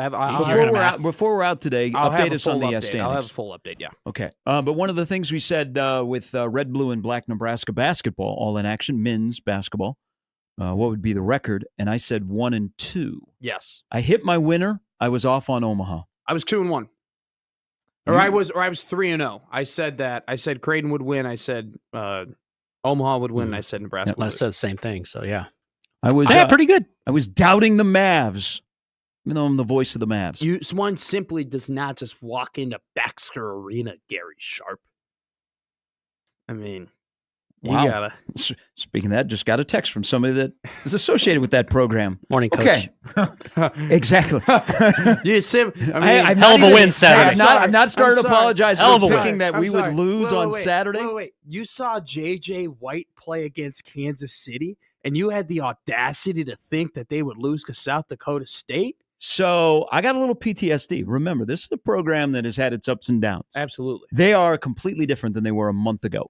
So when I met your partner, Kyler Erickson, yes. him and I, we bounced off each other for about a minute talking about sports and or about UNO. And he was saying a lot of, he's turned the season around. He's turned the season around. He's turned the season around. And it's great to see. And it's great to see that Coach Crutchfield is just getting the most out of a really athletic team. I mean, they're an athletic team, and he's getting a lot out of it. That's funny that just as we were speaking, that text came in. So the Summit League is fascinating because it is usually at the top of the offensive efficiency across college basketball. Okay. I always say that every game is 85-80. You said, well, yeah. Saturday was 87-80. But there is a point. So you got to have shooters on the floor. And Omaha, last year with Frankie was so good that when Frankie needed to go get a bucket, he would get a bucket, and a lot of guys would stand around and they would rely on Frankie. So with no Frankie this year, who actually looked like he was having fun yesterday when they beat Northwestern, so good on him. Because everybody's having fun beating Northwestern Frankie's fighting it a little bit. But with that said, he was so good that I think guys stood and at the end of shot clocks or the end of games, they said, it's your time. Yeah. And it'd be 50-50. So this year, they have more guys that are pressed into roles that if you got to get a shot, I got to go get a shot. And they have more shooters on the floor, and they're finally shooting better. They have more options offensively, and also they're getting better point guard play out of J.J. White. And Markel Sutton is Markel Sutton, but they've also got depth, so they can play about 9 to 10 guys. But usually they have 4 really good shooters on the floor, and that helps. So in a league where you got to have shooters and you got to find a way to get to 85, they also have bought in defensively. And that's the biggest adjustment. You might have given up 80, but against Kansas City, you only gave up 58. So they have bought into the defensive philosophy. They're rebounding. They're getting after guys. And, South Dakota State isn't what they were last year. I mean, they had Zeke Mayo and they had Bill Kyle and they had Charlie Easley, former Nebraska Pius X kid. They had Matt Mims. They had Luke Apple. South Dakota State was really good last year. Not the same when they had Shireman running the show. Yeah. But I thought they would come in, and they usually shoot lights out in our building, and they were up 11-2 to begin the game on Saturday, and we responded. I mean, guys have been responding. They're in a good stretch right now. They've won 6 in a row. They're tied for first in the Summit. Got a huge trap game at Denver because that's the only game of the week, and it's on the road against a team that hasn't won yet. But what they did in this last 3 games to beat North Dakota State, Kansas City, and South Dakota State, and the manner in which they did, and trust me, the game ended 87-80, but for the most part, they were winning. Omaha. Yeah, we were by 17 with 13 minutes to go. I saw that. It got a little close to the end. I'll say this: J.J. White, one important player. I mean, he is great at scoring. Don't get me wrong. Ends with 24 and 50% shooting, but his ability to be the floor general, 7 assists, only 3 turnovers. He gets everyone in rhythm. He gets them moving, and I guarantee. I think it's great analysis from you because I wasn't. I would hope so. Following that team last year. Were you in Sacramento on December 7th? But your analysis on Frankie and guys not being able to develop. in Cedar City, Utah back in November? I wasn't. And so what I'm saying though is that it takes a little bit. You're absolutely right. It takes a little bit for all these guys to mesh in the role and be like, okay, Frankie isn't here anymore. If we're going to get a bucket, I'm going to have to do it. And for JJ to be like, okay, I got to make the offense. We're no longer at the point where I can just throw it to one guy and we're going to be good. And so obviously rough start to the season, a tough schedule. And we talked to Coach about that and how he wanted them to do that. And he wanted them to get tough. They're doing that. They're reaping the rewards of that right now. Sutton is a dude. Cam Thomas is a dude. But what Lance Waddles does off the bench for that second unit, the spark plug, 19 points, 5 of 11 shooting. I mean, it's they got a beautiful thing going on in Omaha right now. So put this on your calendar. 1 week from Thursday, when Omaha is back in town, they play St. Thomas. There's 2 teams in the league that are 4-0, Omaha and St. Thomas. That's a week from Thursday. So just put that on your docket. By the way, Creighton back home tomorrow night for Providence after winning a game they had to win. Might go to that. I think Creighton's going to play a lot of those type games down the stretch. Yeah. And they have to find a way to win. All right, we were going to talk. We're going to shift here. Bill McCartney passed away. A lot of people are like, good riddance. And I'm not being sarcastic. I'm not being mean. No, There's a lot of hate on this side of the border towards Bill McCartney, but should there be? We'll discuss when we come back. Evan Bland as well, coming up in the next hour of Gary and Matt in 1620 The Zone.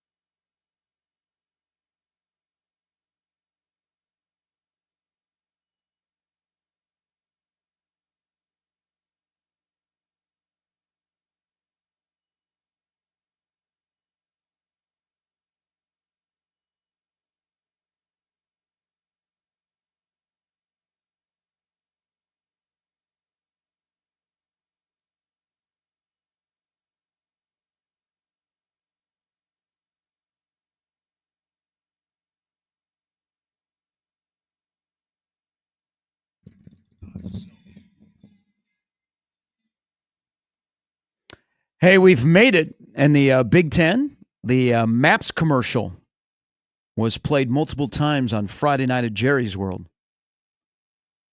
I bet it's so beautiful on that big screen. Oh, it looked. Oh, There was Lincoln, Nebraska has never looked better. There was in a place in a building in which Nebraska got screwed. I retweeted it. There was an old Big Ten commercial they would do about like the fans cheering and everything like that, and like everyone. It was mainly like a basketball commercial. Was it the one with the turtle, where the turtle mascot from Maryland was like dancing? Oh, was that included in it? No, it was the one where I think that was the main one before the Maps commercial. It was the one where you saw like Nebraska's shot in it was when they the student section throws up the paper when they first scored. That was that part. Yeah. Like they had that. Was a turtle in there too? I think that's the turtle one, but that was like the main commercial before the Maps commercial. I saw that commercial on Twitter this week for the first time in what is like a decade, and I was like, this is incredible. I think I retweeted it. I love that commercial. The Maps commercial, I don't know. Watch out. Watch out. You're going to touch the third rail. Unpopular take. There will be people in the parking lot that want to take you down. Do not mess with the Maps commercial. Unpopular Bring take. breakfast if you want to take them down. I love the Maps him. commercial. That's not the unpopular take. The unpopular take, though, is that it was, it's a new era of the Big Ten. Oregon, Washington, USC, UCLA. A lot more than 10 teams. Okay? It's a new era. I kind of wanted a new commercial. I wasn't the biggest fan of just slapping on, all right, we're just going to make a map. We'll start in Eugene. Mm-hmm. We'll go down to Seattle and then, Seattle to Eugene. This is a controversial take. USC, UCLA. And then you just all the way to Nebraska. Like I would have just done a new commercial. I would have thought of something new. I would have been like new era, new commercial. And then maybe had like hey, this is the last time we're ever going to watch this Maps commercial. And like, it would have been like a big like finale. And people would have tuned in to watch it, and then make a new commercial. That was our biggest fear last summer. You're not on this saying show. anything, and I think it's because you totally disagree with me. No, that commercial needs to I'm live listening. on forever. I just here's what I want, Matt. Okay, this is what I want. Are you ready? Yes, I'm listening. I'm always listening to you. Okay, I just hope that as people understand the Big Ten, and we're a poverty conference. There's not a lot of money here.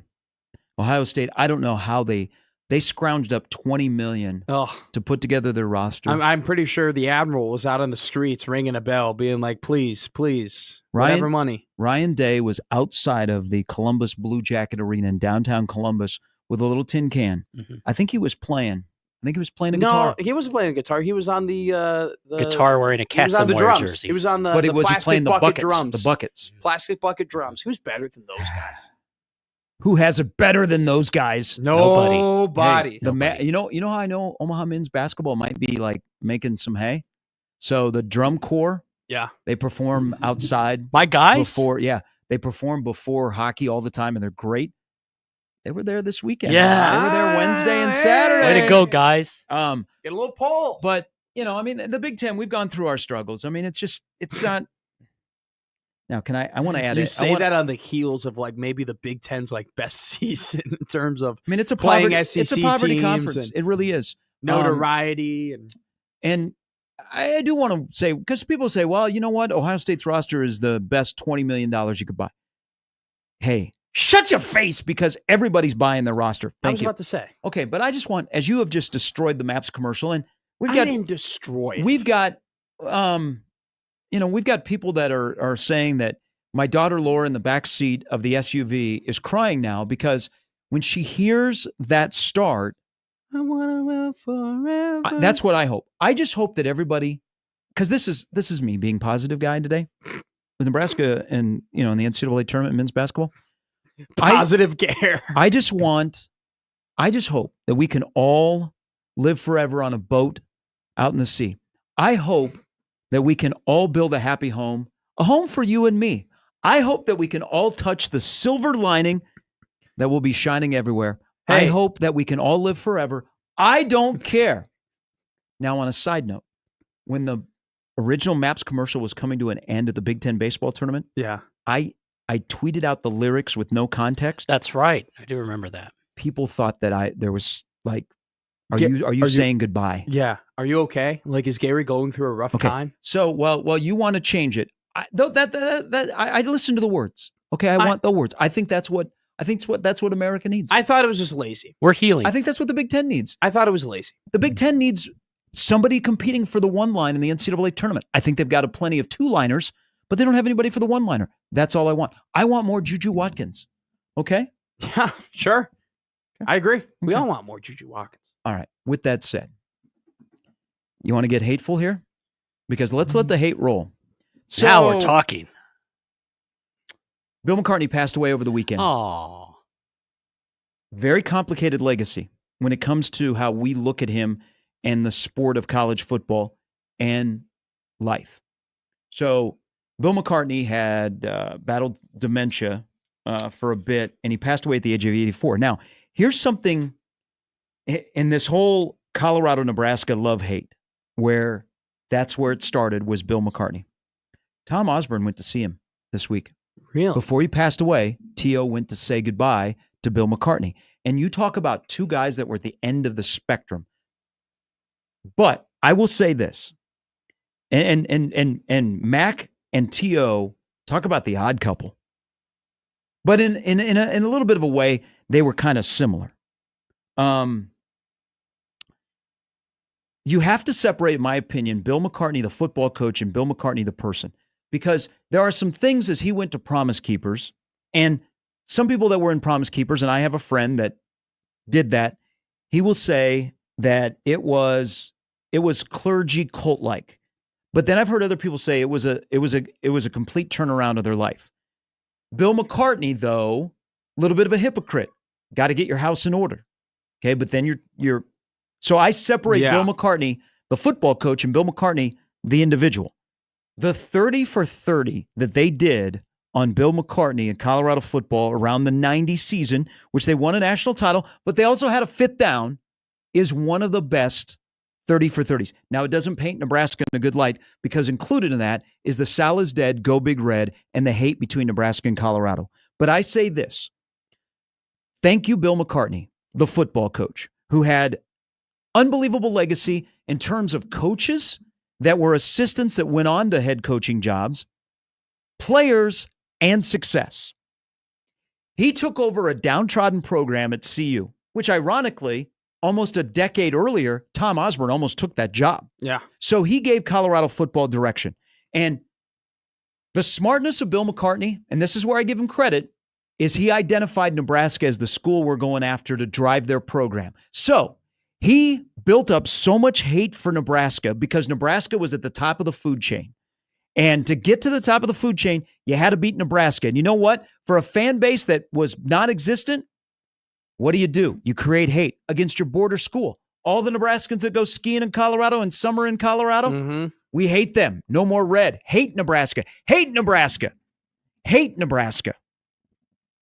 Smart play by him. And you saw what it did. It drove Colorado football. It also, I'm going to tell you, and maybe this is, I can't say this because I'm doing a talk show in Omaha and we friggin' hate Colorado. It's the best thing that happened to Nebraska football.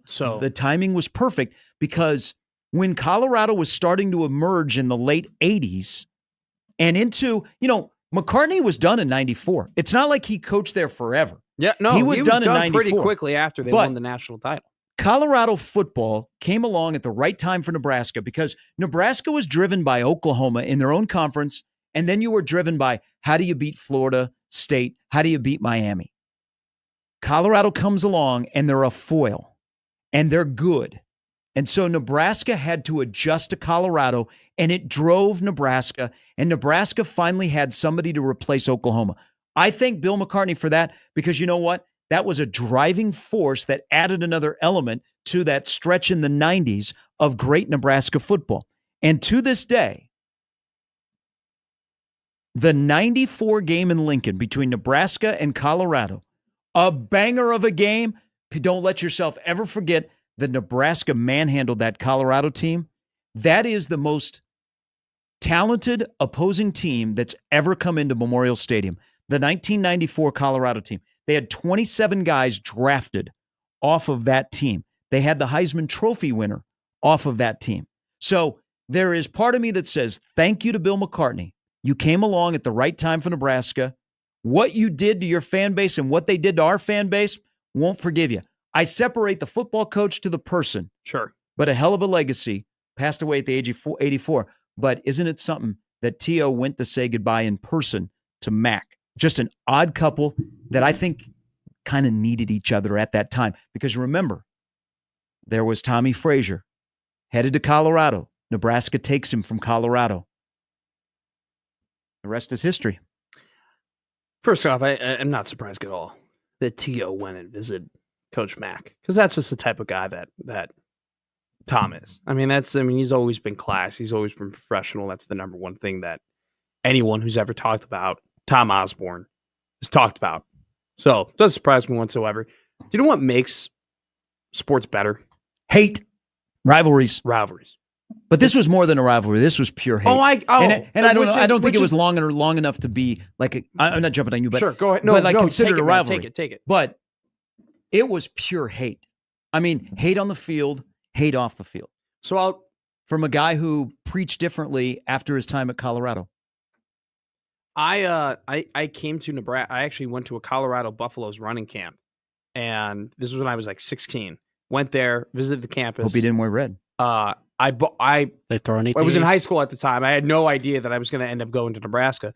So I bought a Colorado Buffaloes quarter zip, right? Mm-hmm. And now, after going to Nebraska for 4 years, first off, Josh. my buddy walked into my closet in college and saw that I had a Colorado Buffaloes quarter zip because I just packed it. It was nice. And he took it and he goes, "The hell are you doing?" Threw it away. Like, he threw it out. He was just like, "You don't wear this." He's like, "You don't wear this. Like, this you cannot wear. You cannot have this. You cannot be wearing this thing. This is not what you wear." And I knew that there was a rivalry, but I didn't know it was like that. You know what I'm saying? And then now I look at my pictures, because there's plenty of pictures that I had with that CU quarter zip on, because it was a great quarter zip. It was very comfortable.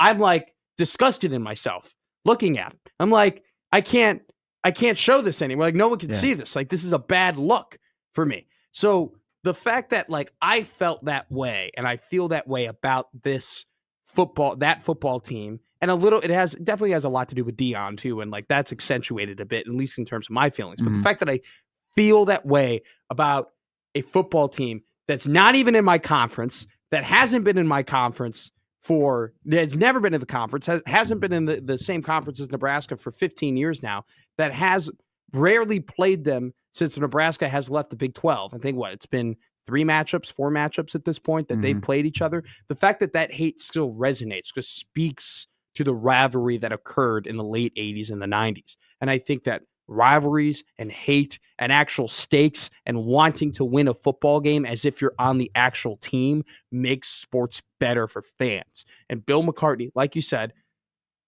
questionable off the field stuff. The person Bill McCartney is very complicated. Very complicated. But what he did for that football program, and what he did just for football in general, football is better when there are more. When there is a surplus of good teams. When there's more good teams, football is just better in general. And so he took Colorado from a stuttering no man's land program to someone who now has actual football tradition, and football is taken seriously, and that they want to win games there. So all respect to him. Rest in peace. You can feel the way you want to feel about the guy, but he's the most hated opposing coach that Nebraska's ever gone against from a conference. The building up of Colorado did a lot for Nebraska. Yeah. And so you have to respect him for that. You don't have to love him. You don't even have to like him. But you do have to respect him for what he did. Now it's a fake football program. They don't. I think I questioned me saying that. Look, they did go 8-4, 9-3. They didn't show up for their bowl game. They didn't have a good year. They didn't really play a whole lot of really good teams. They were in the Big 12, and the Big 12 was not. But I don't think I don't consider Colorado a strong college football program when I look at their fan base. They're like, "Oh man, Deion's here. All right, let's jump on it." It's a good point. They went 0-11, and they were nowhere to be found before Deion showed up. But Mac came along. Mac came along at the right time for Colorado, and Colorado came along at the right time for Nebraska. John writes in. There was an article about McCartney on The Athletic. The comments were very contentious over his Promise Keepers organization. Many were flagged. Whoa, John. I just left a simple comment that, as far as I know, hasn't been flagged. I simply said, Sal is dead, go Big Red. One guy did call me an idiot, though. So again, the 30 for 30 was very fascinating to me. I have to watch. That's a good way to put it. I should watch. You should watch again. it. I'll watch that tonight. You got to separate the football coach and the person. But Nebraska has a prominent role in Bill McCartney's Colorado life. And McCartney has a prominent role in, Nebraska. They needed each other. Yeah, but not long. But I do want to just caution, when we talk about McCartney, you would think that he was there for a long time. I mean, no, he got out after the 94 season, which we were all shocked. He was young. He was young. Jeff writes in. He was there for 13 years, which isn't that long for a guy who won that much. Mm-hmm. He was in his especially early in mid-50s. that era. But it wasn't until late 80s that they got it rolling. No, and then they needed a fifth down against Missouri to stay alive and win the national championship. That's okay. Made them sad. Jeff writes in, hi guys. A few thoughts on Colorado and Mac. Let me start by saying I absolutely love the state of Colorado. I think it's a beautiful place and I can see myself retiring there. That said, a percentage of the Colorado population seem to think they are better than you because they live there. They come across like they made the mountains themselves. That brings me to Bill McCartney. Credit to him for building up the Colorado program. I have no problem at all with him designating Nebraska their rival, but Bill made it personal. He had plenty to say about Nebraska as a state, our people. Now that went both ways, the sign that read, Sal is dead, go Big Red. That wasn't okay then, now, or 20 years from now. I agree with that. That was not good. That's one of the low points from the fan perspective in Memorial Stadium. That's me talking, and Jeff. I could comment on him having an affair, but I don't know his exact situation. I'm not going to question someone that claims to have found their faith, which he apparently did post-affair. I sat in the north end zone my entire life, and one of the great things about sitting there was going down and watching the opposing team walk out. Darian Hagan, Chad Brown, Charles Johnson, Bieniemy. The list is large, and it was a great rivalry for a time. Go back and look at the guys that were wearing red that day and that were wearing white that day.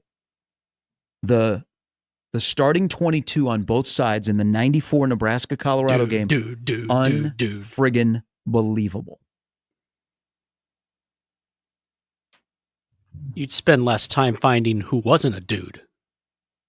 My computer's not working. He could recruit and he could get talent, and he had some unbelievable players towards the tail end. But think about here's how you know that McCartney made an impact from the Nebraska standpoint. Think about the games that were gut punches and the games that you won out of anger. What's a common theme? Bill McCartney's on the sidelines for Colorado. Sure. The 90 game here. The 91 game that ended in a tie. And then 92 here as payback. Mm-hmm. And then, of course, 94 in a matchup of the two best teams in college football at the time. And still, I mean, the Colorado lost the game, but Colorado, that was the only game they lost all season long. I mean, Colorado has a place in that about 5-6 year stretch. Even a game where Jeff Campbell returned a punt out there, you're like, officials got in the way. It's rivalries and hate add to sports, and I credit him for recognizing the fact that Nebraska was the target that he had to go after. And I think part of me can respect the fact that he was doing what he did and saying what he said because he knew it was for the betterment of his program. And I'm not going to knock a guy for doing what they think is best for themselves and the people that they're responsible for. And there was a benefit to him and a benefit to Nebraska for what he did. Same time, not the, like you said, complicated guy off the field. But the things that he did in the program that he built and the football coach that he was, you can't help but respect and almost be a little bit thankful for Bill McCartney's presence in the 90s because it made it that much more memorable. There are now a whole slew of games during that decade that include his team, that include good memories, that include feelings that people who were alive and massive Husker fans at the time will never forget. And so while you can say what you want to say about his questionable decisions off the field, on the field, he made a massive impact for not only just his program, but other programs. And I think that speaks a lot to the football guy he was. When you say those two schools to this day I still think T.O. and Bill McCartney, 30 years later, they've had both schools have had great coaches post that. But I still think to this day, T.O. on one side, Bill McCartney on the other side. Part of it's because I was lucky enough to grow up to watch those games as a kid. But then even looking today, and when I saw that, I thought of you because we've talked about Mac on this show, and we talked about obviously that rivalry and those stories and your stories. But those are the two guys I still think. I always will. Yeah, it's such an odd couple. And yeah, you should watch that 30 for 30 tonight. I know. It's a really good one. Turn that on. And it gives you all the feels of what it was like that time watching those two compete. It was fun. Someone tweeted in at us, 94 CU game was intense of a game as I've ever been in Memorial, but to this day, the 92 game is one of the most enjoyable experiences I've ever had in that stadium, coming off 2 losses and a tie. Running the Buffs out of the stadium that day was phenomenal. 52-7. Shout out Will Shields. Anger. Absolute anger in the stadium that day. After the BS that happened in 90 and then the snowball when Byron Bennett's getting ready to kick a field goal in 91. Yeah.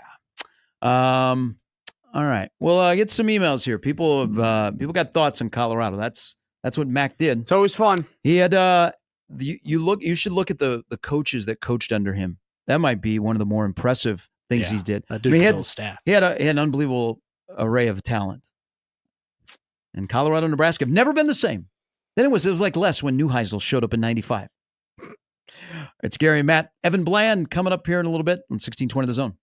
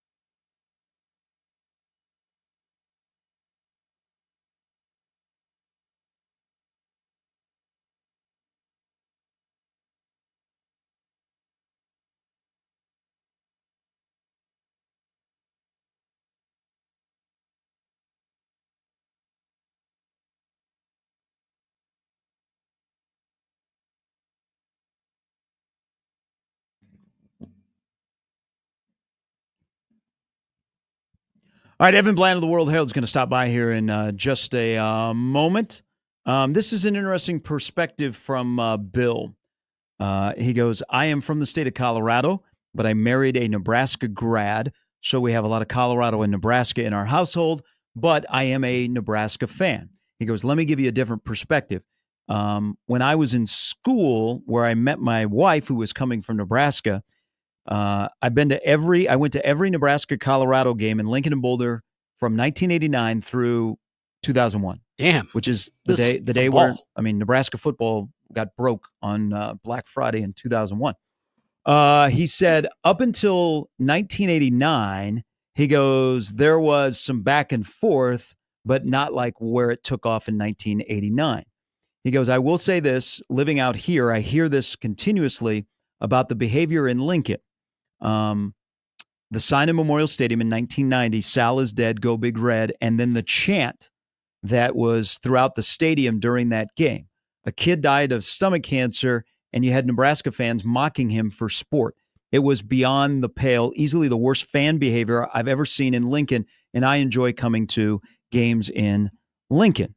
But then after that, back in Boulder, it seemed like it got more and more contentious, where Buff fans, the way they treated Nebraska fans, and then the return in 1992. He goes, just a different perspective. He goes, McCartney definitely lit the fire, and then Nebraska fans threw napalm on it. He goes, I wish it would continue every year. I think it's good. It's too bad that they probably won't play for a long, long time. Just a different perspective from somebody who has a Colorado and a Nebraska connection. They ever figure out who the person was that had the sign? There was a bed sheet. So it was confirmed because, like, there still are people. I was there. It was there. I saw the sign because and I heard the chant. There's still people who I'm reading about all the stories. There's some people who still think that. I mean, this guy on this message board was like, I don't think it happened. But so it was in it was on I-80. It was a bed sheet. It was hanging over. No, it was in the stadium. Oh, it was in the stadium. It was in the stadium. Oh, there's a story here that says it was on I-80. I don't know about the I-80, but it was in the stadium. So wow. It was in the North Stadium.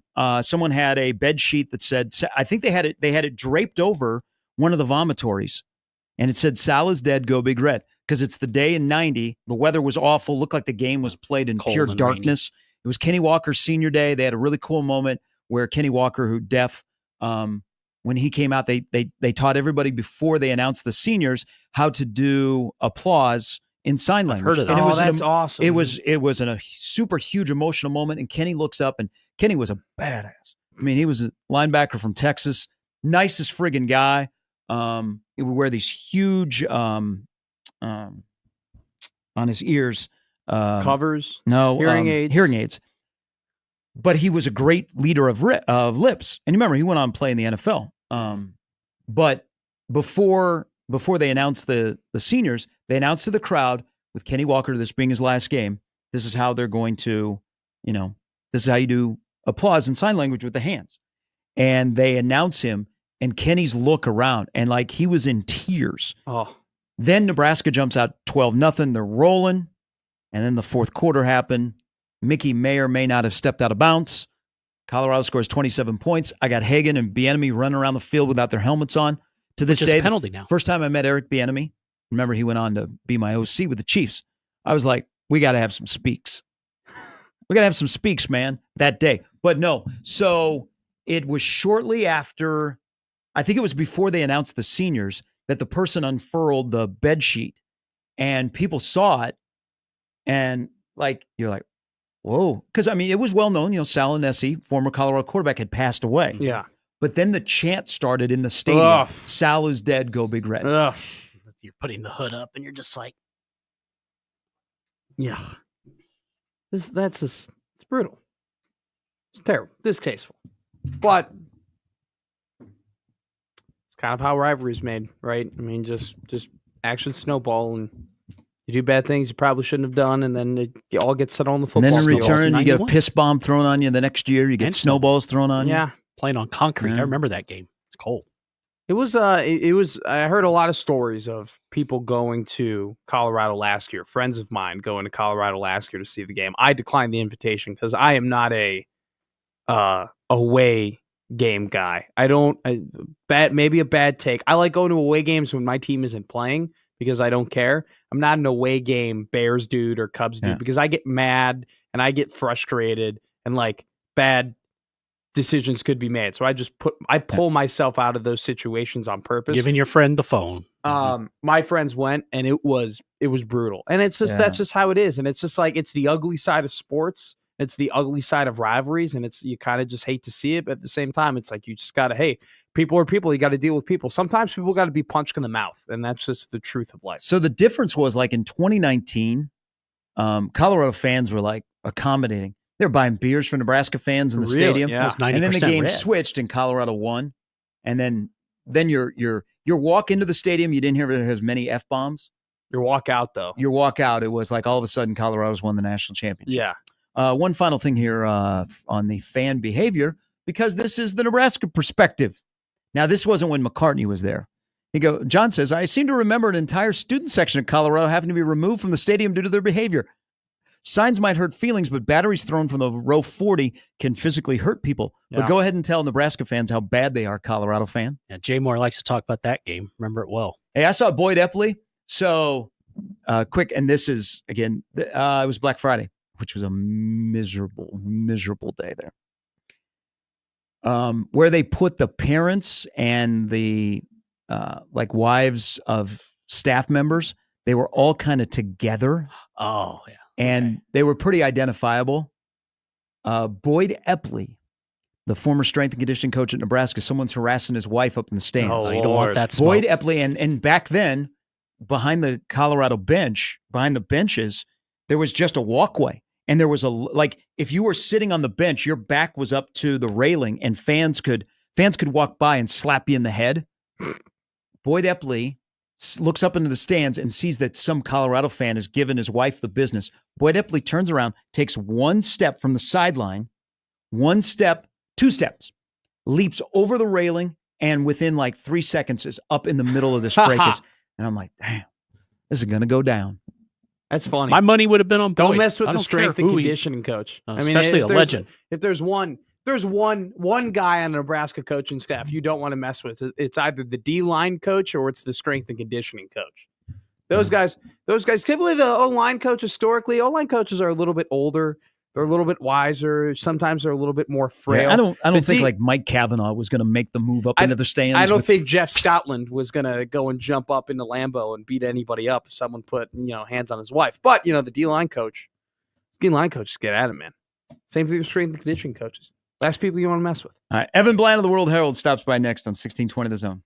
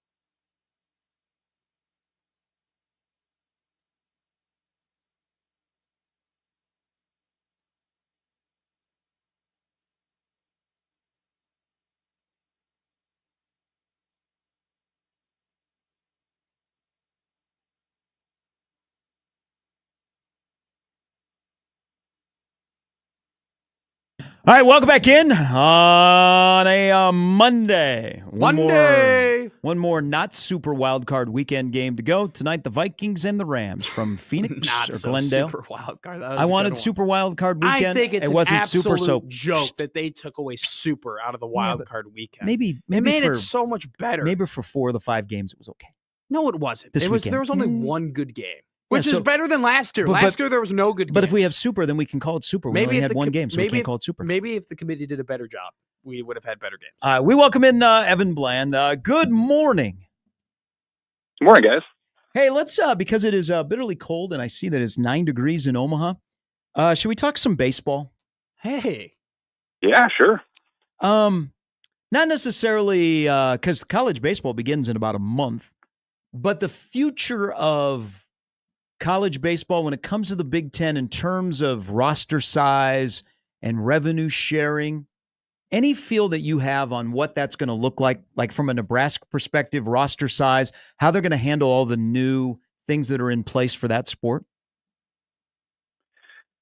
Yeah, I mean, some of that's still obviously fluid until the House settlement comes into being finalized. But so like this year, the roster size is going to be at 40. That's the limit. That's kind of what it's been since the pandemic. And next year, they're anticipating it'll be 34. So you're going to have to trim that thing down by another 6. And fall ball is probably going to look a little bit different because you're going to need to have close to that number by that point. The old practice of oversigning, which you saw a lot in the SEC, is going to go by the wayside a little bit. The NIL piece, the revenue sharing piece, is interesting. You know, I get the sense that Nebraska is or has been at or near the top of the Big Ten from the NIL space to this point. You know, there were always talks over the last couple of years that LSU was sort of the team to beat nationally with an NIL pot of north of probably $2 million. And now you're going to get the rev sharing piece. I'm always very fascinated with the Big Ten, Gary, like when it comes to college baseball, because it's obviously one of the big halves on the football side. And I would say basketball too. You know, they generate major revenue. They're national players, but from a baseball perspective, there's just not a lot of history with the league over the years, and it's the cold weather and all the other restrictions. So, like, what do you get? What does this league become when it has a very mild history in college baseball? You still have the geographical constraints, but now at the same time, you potentially have a financial advantage over just about everybody. And you're expanding your conference to include some at least traditional West Coast powers. It's a very interesting sort of amalgamation and mishmash of teams at this point. I personally think Nebraska's they might be the team to beat in the league this year with their pitching. I think what the Rob Childress impact, like, you can't understate what he means to what this program can be and what they've done with the staff. But it seems like this is a program that's sort of kind of figured out or worked through some strategies in the Will Bolt era. They were very portal heavy early on, sort of have pivoted to the junior college ranks. And I do think they believe they're going to be competitive financially. And so what does that look like from placing Nebraska somewhere in the national pecking order? I think that's one of the more interesting things we're going to find out. With that said, on cue, our good friend Kendall Rogers has just, within the last 5 minutes, released the D1 baseball preseason top 25. Okay. The only team from the Big Ten that is in there, Nebraska at number 24. Okay.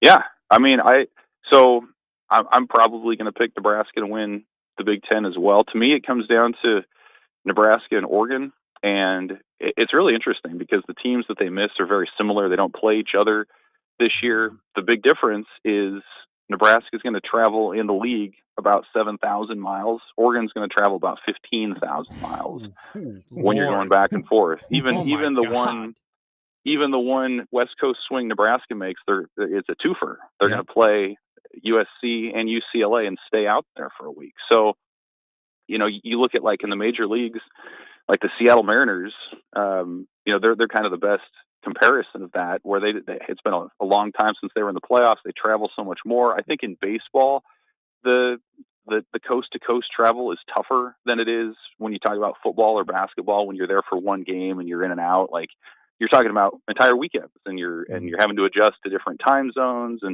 and be away for multiple days. So I think Oregon is a really talented team, but I think geographically, Matt Rule's talked about this on the football side, like the advantage of being in the middle of a coast-to-coast league. I think baseball, you're going to feel that even more. And we haven't even gotten kind of into the nitty-gritty of it, where you talk about they could roll out almost their exact same lineup as they had in regionals a year ago, minus Josh Caron. And from a pitching perspective, they have as much depth and one of the few returning frontline starters in the Big Ten in Mason McConaughey. So I think there's a lot of reason for optimism. It's really the first time in the Bolt era where they've had a good season and then been able to roll it back with most of those major contributors. So we'll see what kind of momentum they can get going. I'm glad you were talking Big Ten baseball, Evan, because I saw this tweet earlier in the week, and I want to ask you about it. So last time a true Big Ten team won a NCAA baseball national championship was Minnesota in 1964. This tweet from Noah Darling, he's the founder of College Baseball Central. He actually went to UNO. He tweeted, a Big Ten baseball team is going to win a national championship in the next 5 to 8 years. And there was a lot of interaction with that tweet. A lot of people agreeing, a lot of people mainly disagreeing. I want to ask you that question. So do you think in the next 5 to 8 years, a Big Ten baseball team could win a national championship? Why or why not? I wouldn't bet on it. Okay. No, I mean, could it happen? Sure. I mean, we saw Michigan in 2019 make a run, and they showed that if you have a little bit of clutch offense and you have like 3 or 4 arms that you can really rely on, that you can make a run. So, like, it's not impossible. I mean, Oregon's been on the doorstep of Omaha for a couple of years, and Indiana's kind of had its moment. Maryland's had its moments in the last handful of years. Obviously, Nebraska in the mid-2000s has shown what it could do at that time. But I just think there's too much money, too much advantage in the SEC. Yeah. And it's not to say that the Big Ten doesn't have the money. I just don't know how willing a lot of those schools are to fully invest in baseball. I mean, you look at just some of the coaching, like it's hard to retain coaching in the Big Ten. You see a lot of your high-end guys migrate to the SEC or to the ACC. That's happened a lot over the years. So, Nebraska might be kind of an exception there because it has an alum in Will Bolt who wants to be where he is. But for a lot of places, it's sort of a stepping stone to get to a warm weather spot. We've seen in the portal era, certainly in the last handful of years, the concentration of talent and power in those two conferences, the SEC and the ACC. The College World Series a year ago, of course, was made up of just teams from those two conferences. Yeah. So it's been interesting because it's expanded the opportunity within those conferences. Just about every SEC team's been to Omaha in the last 4 years, for example. But it's narrowed that opportunity outside of those particular leagues. So will that change with rev share and all the rest? Like, maybe it could. I think that's the one. If you do think the Big Ten is going to win a college baseball title, that's what it has to start with, is the financial commitment and the edge that they would have over a lot of teams in that side of things. But I don't know, man. It's hard to retain talent. We're still in a point where their top coaches and their top talent are leaving to go to the SEC, and until that changes, it'd be hard to bank on the league winning, dogpiling in Omaha. Evan Bland of the World Herald joining us. Let's shift to football, in particular, the two northern schools that'll play for a national title a week from tonight. This back-to-back years that a team from the north is going to win a national championship, and Michigan and could be Ohio State or could be Notre Dame, and we know that those are big brands, those are big powerhouses, but it could be back-to-back years where the Big Ten wins a national championship, and Nebraska happens to be inside of that Big Ten, which there's a lot of resources, there's a lot of money, there's a lot of opportunities when you're in the Big Ten to get into the playoff, and you don't have to be unbeaten. Whether it be Nebraska to Illinois, I would throw Minnesota, Wisconsin, Iowa in there. Is there a blueprint, as you've watched the playoff unfold, that there's a blueprint for the teams that got to this past weekend or are still playing, that those schools from the north could utilize as well with the resources that they have at hand? I think you have to be smart with the resources that you have. Like, I think that's kind of what it's come down to me is like everybody now has the ability to pay players. Anyone, if you're in the Big Ten, you're probably going to be maximizing your rev share moving forward at that $20.5 million. You're going to have NIL, you're going to have facilities, but like you gotta hit on the right guys. And I think what we're going to see moving forward is you're almost in more of a like a fantasy baseball GM sort of situation here, where like everyone has a similar pot of money, and who are you going to invest in? And if you invest in guys,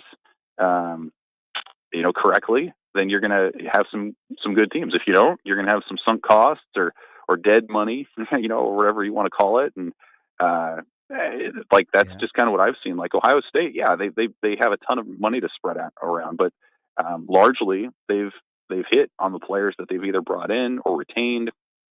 There's depth. I think that's the other thing is like we've seen more of a spreading out of talent in the sport than we've had before.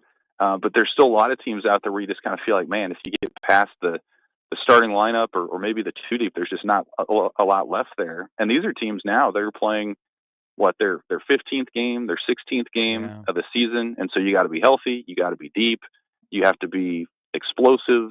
And so I think that's something Nebraska is still working toward. I mean, they had some decent starting caliber players this past year, but the moves that I see them making in the portal are just as much about addressing depth and rotational contributors and things of that nature. So I think the role of the GM, the role of identifying talent is going to become just as important as developing it, especially when you start talking about the portal era, when you're bringing in a guy for just a year or two. It's going to be less about how much better you can make them and how good were they in the first place and being able to help you right away.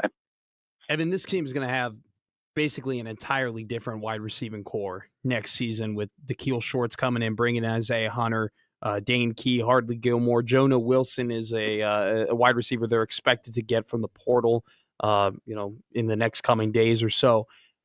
It's not as if this program, though, Evan, hasn't been able to recruit highly rated and highly touted receivers over the last couple of years. I mean, there's been a slew of 3-4-star guys who've come to Nebraska, and yet, in the third season of Matt Rule, they have been tasked and basically have committed to fully restructuring, the wide receiver room. Do you think the fact that they have to go under so much turmoil to get this room right is an indictment on the team's ability to recruit or scout, or is it an indictment on their ability to develop the position?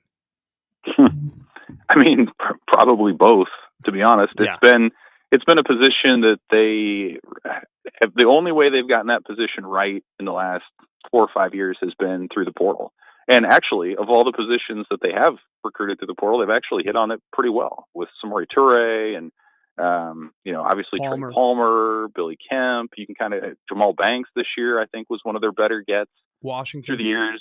Yeah, Marcus Washington, Nair. So like they've actually been fortunate, or at least adept enough to recoup some of those losses through the portal. But the last time they had a high school signee lead them as a receiver, you probably got to go back to Wandale Robinson and in 2000, and then J.D. Spielman and Stanley Morgan before that. So really, since then, it's been sort of a turnstile of one-year guys who come in and done stuff, and that's been the case again this year, and could be again next year with a guy like Dane Key potentially being that guy. So I think it's a reminder that of all the positions in the portal that you can go to make an instant impact, I think receiver is one where there are always an abundance of options. And Nebraska's been able to find that. Harder at other positions, of course, on the lines, the quarterback spot.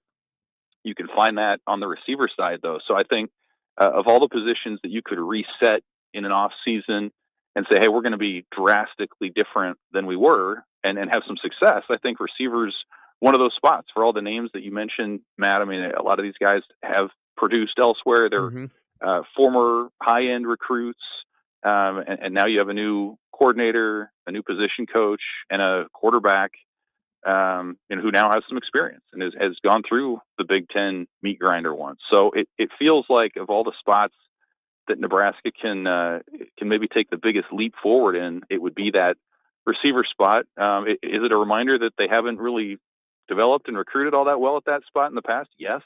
But I think it can give you optimism that maybe that could be a strength for them moving forward. Hey, we'll get chatter on this. Do you think we're, because school starts a week from today in Lincoln, you think we're winding down on the portal additions?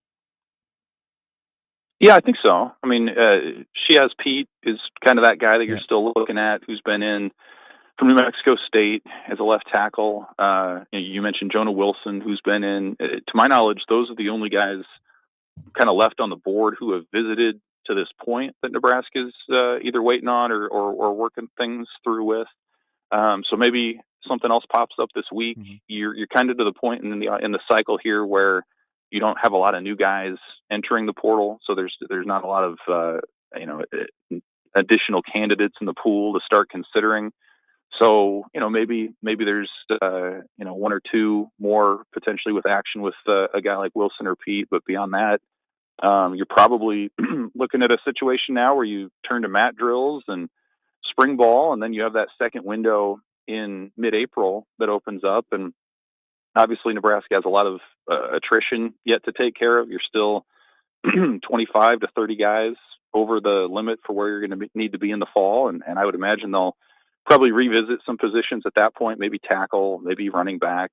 But yes, it does seem like they're winding things down. They're at 16 portal ads now. Maybe that's 17 or 18 for the time class starts. But it's kind of funny because everyone talks about the portal window and it closed last month. Really, the window that matters is that academic calendar like we're talking about. When class starts, that's really when things will start winding down in terms of portal visitors. Yeah, fantastic. Evan, we appreciate it. Little baseball talk. Thank you very much. We need some warm talk, and now Nebraska is a top 25 team. Kendall Rogers likes Nebraska. He doesn't hate everybody's team. I know. I know. Hey, Evan, have a great week. Thank you. Thank you, Evan. Thanks, guys. That's Evan Bland of the Omaha World Herald. Number 24 in D1 baseball. Here we go. I bet you can't guess what part of the country a majority of the top teams in the top 25 are from. I can guess. Where would you like to start? Maybe the place where it means more, Gary Sharp. SEC, ACC, SEC, SEC, SEC, ACC, Pac-2, SEC, ACC, SEC, ACC. Jeez. Oh, I missed Oregon. Big Ten. And then so Oregon is 12th. Okay. Oregon is 12th. I was going to say, is there like your who's the token American team or the token non-Power 5? Dallas Baptist. There you go. Which has a great program. They do. Didn't Nebraska play DBU last year, right? Or was it 2 years ago? They played him recently, yes. Yeah, they played him recently. The head coach is an Iowan. He's really, really good. I always think he's going to get promoted. But Dallas Baptist is, I think they're still in the Missouri Valley Conference for baseball only. Texas A&M is number 1, Virginia 2, LSU 3, Tennessee 4. The Omaha Hogs are 5th. Nebraska's 24th. Oregon is 12th. But of course they don't play during the regular season because that would make way too much sense. When are we going to start like to the point where Oregon is a Big Ten team and these like Pac-12 teams are firmly Big Ten teams? Because I feel like we're still kind of playing the game where they are Pac-12 teams. They just happen to be in the Big Ten. Like, what is the limit of like? Well, what's the statute of limitations here from no longer being Pac-12? I think it's still going to be awkward for a bit. Like it was awkward to watch Oregon Penn State yesterday in basketball. Like it'll be awkward. Weird. UCLA and Maryland played Friday night. UCLA and Rutgers play today. Like Illinois, like going on the road and playing Oregon and Washington and like back in one weekend was really weird too. But I mean, like same thing with Texas. Like Texas is a Big 12 team. When do we take the branding off that these guys are firmly in the league? I'm not complaining. I would just like to know. Maybe, I would like to know. Still getting used to Penn State in the Big Ten. Some people are wondering why Nebraska doesn't go back to the Big 12. Well, I don't know. In your world, if they're in the Maps commercial, aren't they in the league? We have to accept them? I mean, they are in the league, but are they I think if you make the Maps commercial, then it might be like answering your question. If Oregon had won the national title this year, I feel like people would have made that a win for the Pac-12. They would have been like, wow, that's great for the Pac-12. No, we would have claimed it. That's why we claimed UCLA's national championship about a decade plus ago in baseball. Yeah. Great Big Ten. Well, that was that's a why I great said night. true. John Savage's pitching staff back then, they beat Mississippi State. Take that. Big Ten baseball in its truest form. Our next guest has told me that DBU now is in Conference USA for baseball. Oh. But they got a good program. They got a lot of cash there. A lot of money in the Metroplex. Yeah, I was about to say, in Texas, that's all they got over there. No state you ever income, watch Landman? No state You ever watch income tax. Landman? A lot of oil money over there. Oh, no spoiler alert, but people will not like what happened. Last night on Mhm. Landman. Yep. Jerry Jones in it again. I saw that. I saw Jerry Jones. It was incredible. He might win an Emmy. At least for he won that. something. There's an Emmy Hang on for a Super best Bowl. support. Like, there's an Emmy for best guest appearance. Jerry Jones could win an Emmy. All right, resident hoophead Jacob Bigelow's coming next.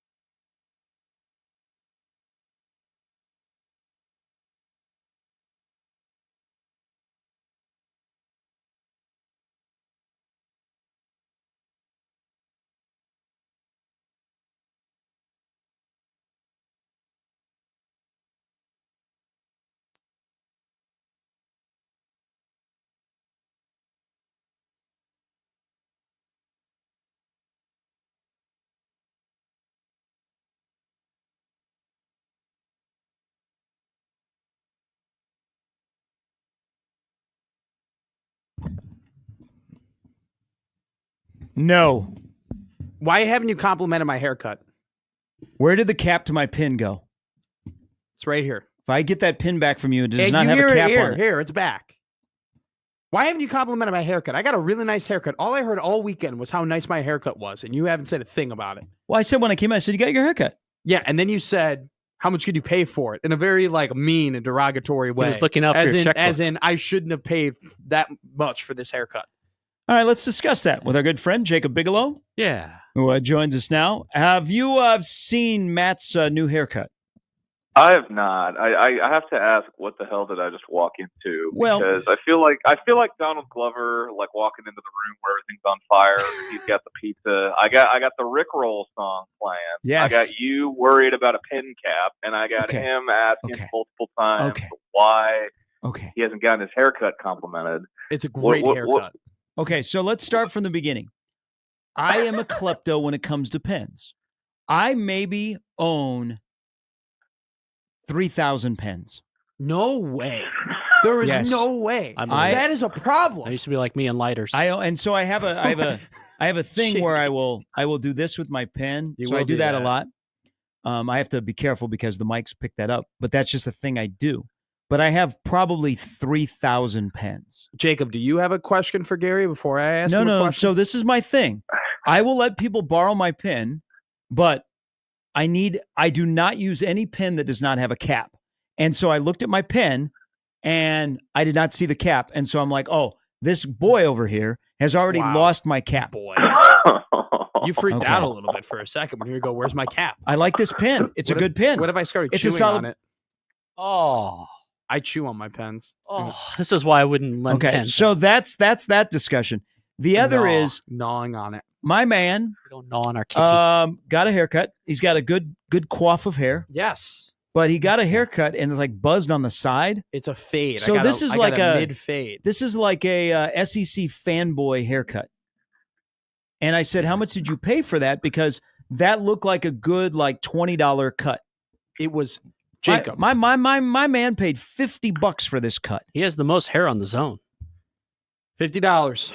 Oh, that's well. And he Bishop said has it was good an hair. That's SEC, true. and he said it was an SEC fanboy cut. So is he wearing like one of those Columbia fishing shirts with the logo? I own a multitude. Vineyard I Vines. own all the He's Vineyard got- Vines and all the he's got Columbia. That's Yeah, great. he's got And the his Tennessee Patagonia. orange, his Tennessee orange Columbia fishing shirt. Is that what he walked into the Boat studio shoes. with? No, I wore my 10 degrees Tommy tomorrow. Bahama LSU polo. something like that. But he doesn't have the he doesn't have the Bama bangs. No Doesn't Bama have the bangs. It's like a mullet doesn't have without a the mullet.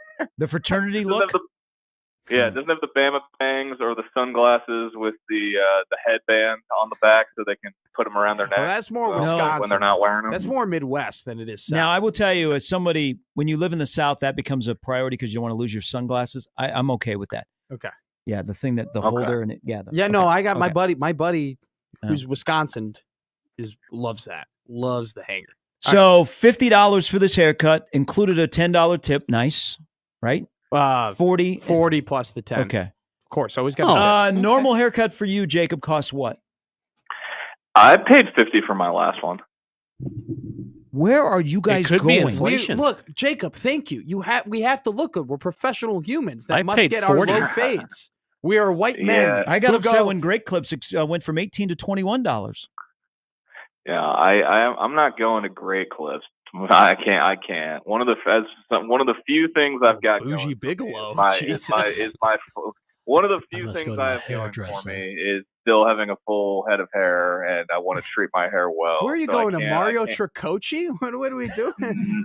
Dude, what are you? You're calling me out. I Same amount of money, pal. what are you talking about? Some of we're in the same boat. I'm Jacob Bigelow, and I would never be caught dead at a Supercuts. That's crazy. I'm complaining about. Look, I get spending money on the haircut, but to be like, no, dude, I spent $50. That's a little much, Biggs. It's a little much. I just happen to get caught in the flood.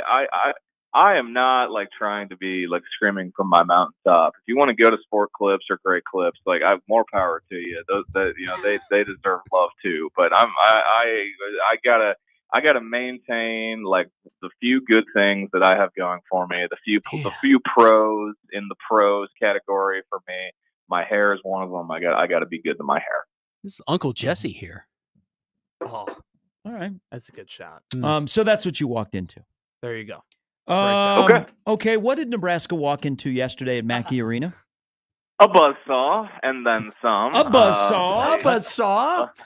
A black and gold colored buzzsaw, and that just methodically picked Nebraska apart for 40 minutes. I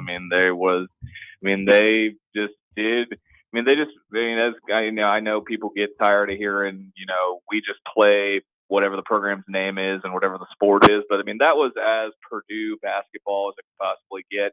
Just precision, just making the right read, the right pass. They just picked Nebraska apart. It was surgical for 40 minutes, and Nebraska didn't even, have an answer. And they knew what they were walking into. Fred Hoiberg said last week before they left that they'd have to play, a near perfect game, and it was far from perfect, as evidenced by the fact that they lost by 36 points. So everything that went wrong, and then some. Jacob, it's basketball season. It's not football season. There's not 12 games in a year. There's upwards of 30 games in a year. Nebraska has a long way to go, despite the fact that I've been screaming on the microphone all morning saying that there's nothing positive about what happened yesterday. Give me the bright side. Why should I not be pressing the panic button? Why should I still be calm and confident in the fact that this team is an NCAA tournament team? I mean, there's, like you said, Matt, I mean, there's a long season to go. They still have double-digit, Big Ten games remaining, both, home and away. Obviously it's going to start to feel eerily similar to last season with, the emphasis on protecting home court and the question of when can or when will Nebraska be able to steal, a game or two on the road. If you look at, the schedule the rest of the month of January is pretty tough sledding, both, at PBA and away from PBA. You got a Rutgers team that's reeling, coming in on Thursday, but they still, have two guys that'll be top 5 picks in the NBA draft. So, I mean, they're not a slouch or a step over by any means, but I mean, it's still January. There's still, plenty of time left in basketball season. And I think a lot of teams right now are still, they know what they want to be. They know what they can be. But, I mean, I think they're still far from, finished products because it is January and there's still plenty of games left. How do they fix the defense on the road? Defense at home looks good. Defense on the road? Yeah. That becomes well above my pay grade. That becomes a mental thing because, I mean, Nebraska's, room for, their margin for error defensively is already fairly thin with the way that they're always going to send 2 guys to the ball and scramble out to shooters, and any team that can make a skip pass or can be as precise as Purdue was with their passes yesterday can pick you apart, and it's always going to be a gamble. Like that's what I've had to. Some people were asking yesterday, like, are they going to change the way they defend these teams that rely on the 3? I'm like, no. It's been made pretty clear that that's how they're going to defend. That's the way they're going to defend. We know what it looks like when it looks really good, and now in back-to-back games, we've seen 19 made threes, and I believe and 17 made threes in back-to-back games. I mean, we've seen what it looks like when it gets just diced up. So, I mean, with the difference between home and road, I mean, that's really just becomes a mental thing. And I am not a psychiatrist or a therapist or a psychologist, so I won't try to diagnose that. But I mean, it's a mental thing between home and road and defensive intensity. Jacob, are you currently writing your cease and desist letter for anyone not named Bryce Williams or Connor Essegian to stop shooting threes? There are some. I mean, I tweeted it yesterday. I mean, there are guys where it's just becoming like you're open for a reason, and there's got to be better. There's got to be better shots, better ways to end a possession if you're in Nebraska than high arcing threes that either hit the side of the backboard or just clank off the side of the rim and don't look like they have any chance of going in the basket. I mean, there has to be better ways to end possessions, and that's a part of what I'm sure would make some people feel not better after a 36-point loss, but better about the offense. It's just there are so many possessions that end in ill-advised shots and shots from the wrong guys. I mean, the Nebraska might be the all no yes team in terms of guys who love to chuck threes, and you're just like you're wincing and squint. You're like what? You're like no, and then if it goes in, you're like you breathe this enormous sigh of relief, like thank God. I mean that might be their superlative for some of the guys that love chucking shots. But I don't know about a cease and desist quite yet. But they're definitely that's what they may lead the league in. So I'll do a follow up here on that. Like if those conversations were to happen, if Hoiberg were to go up to a couple guys and be like, hey, you have to stop shooting this shot. You've been around a lot of basketball coaching staffs and basketball teams. Is there a worry that could affect the culture, that could affect confidence, that something like that, Hoiberg going up to dudes who aren't shooting well from 3 right now and telling them, hey, you got to stop taking that shot? Is that something that you think potentially could negatively affect the team? Yeah, I mean, that's definitely what you're worried about as a coach, is impacting guys' confidence. You want guys to be playing at a full confidence. You want them to think that they can take and make shots. And I mean, I think it's a different conversation. I heard the two guys you mentioned earlier. I mean, one of them is a career, 30% 3-point shooter who we've heard for the last couple of years has been, making strides to improve his jump shot, improve his outside shot. And there have been games where he's hit a couple and, where he gets going. And, his importance to Nebraska's team is like as that emotional leader, that energy guy, the defense, which still left a lot to be desired yesterday. But I mean, there's just so many other ways where he can, be a leader for the team. And, on offense, I don't think that's where they want him to be. And then the second guy, who's not a sixth-year senior, is, a younger guy on a team of graybeards and old heads. Yesterday was just the second time in his career, his college career, between UCLA and Nebraska, where he had made more than 1 3 in a game. Just the second time in his college career. And, Nebraska's coaches have remained really high on him, and they want him to develop that confidence because I think that they believe that a more confident, Berke, who's more efficient and can actually contribute, could, be beneficial, to the team. So it's kind of, two sides of the coin with the two guys you talked about and their, propensity for, chucking up threes. But you definitely don't want to kill guys' confidence. And, and I know Nebraska, they want their guys to be free-flowing, confident, but I mean, there's a difference between smart shot selection and ill-advised shot selection. Hey, it's not how you start, it's how you finish. There's been a lot of chatter this morning about the starting lineup. Let's go to the last 5 minutes. Under 4 media timeout, you break the huddle. What's Nebraska's best 5 to come out of that huddle to finish a game right now? Ooh, I don't think that's the response that people want to hear that want confidence. No, it's not. Sorry. Confidence and me are not exactly synonymous with anything. So I would probably roll with. I would probably roll with Morgan. Okay. Gary. Okay. Williams. Ooh. Sam? Yeah, we're both waiting. Yeah. I was gonna say Sam Hoiberg, and then Raleigh. So no Burke, no Braxton. One of those was not even in consideration. Fair enough. Burke. I mean, he's a candidate for sure. I mean, it's all. I mean, those are all old. Those are when I talk about gray beards and old heads. There's a lineup of them right there. Guys who have been around the block more than once, not just in the Big Ten, but in college basketball. And I just would roll with experienced guys who have shown more often than not that you know what you're getting from them. All right, Nebraska-Rutgers Thursday night. We get to see Bailey and Harper, two guys that are going to go in the lottery. They're going to go in the top 5.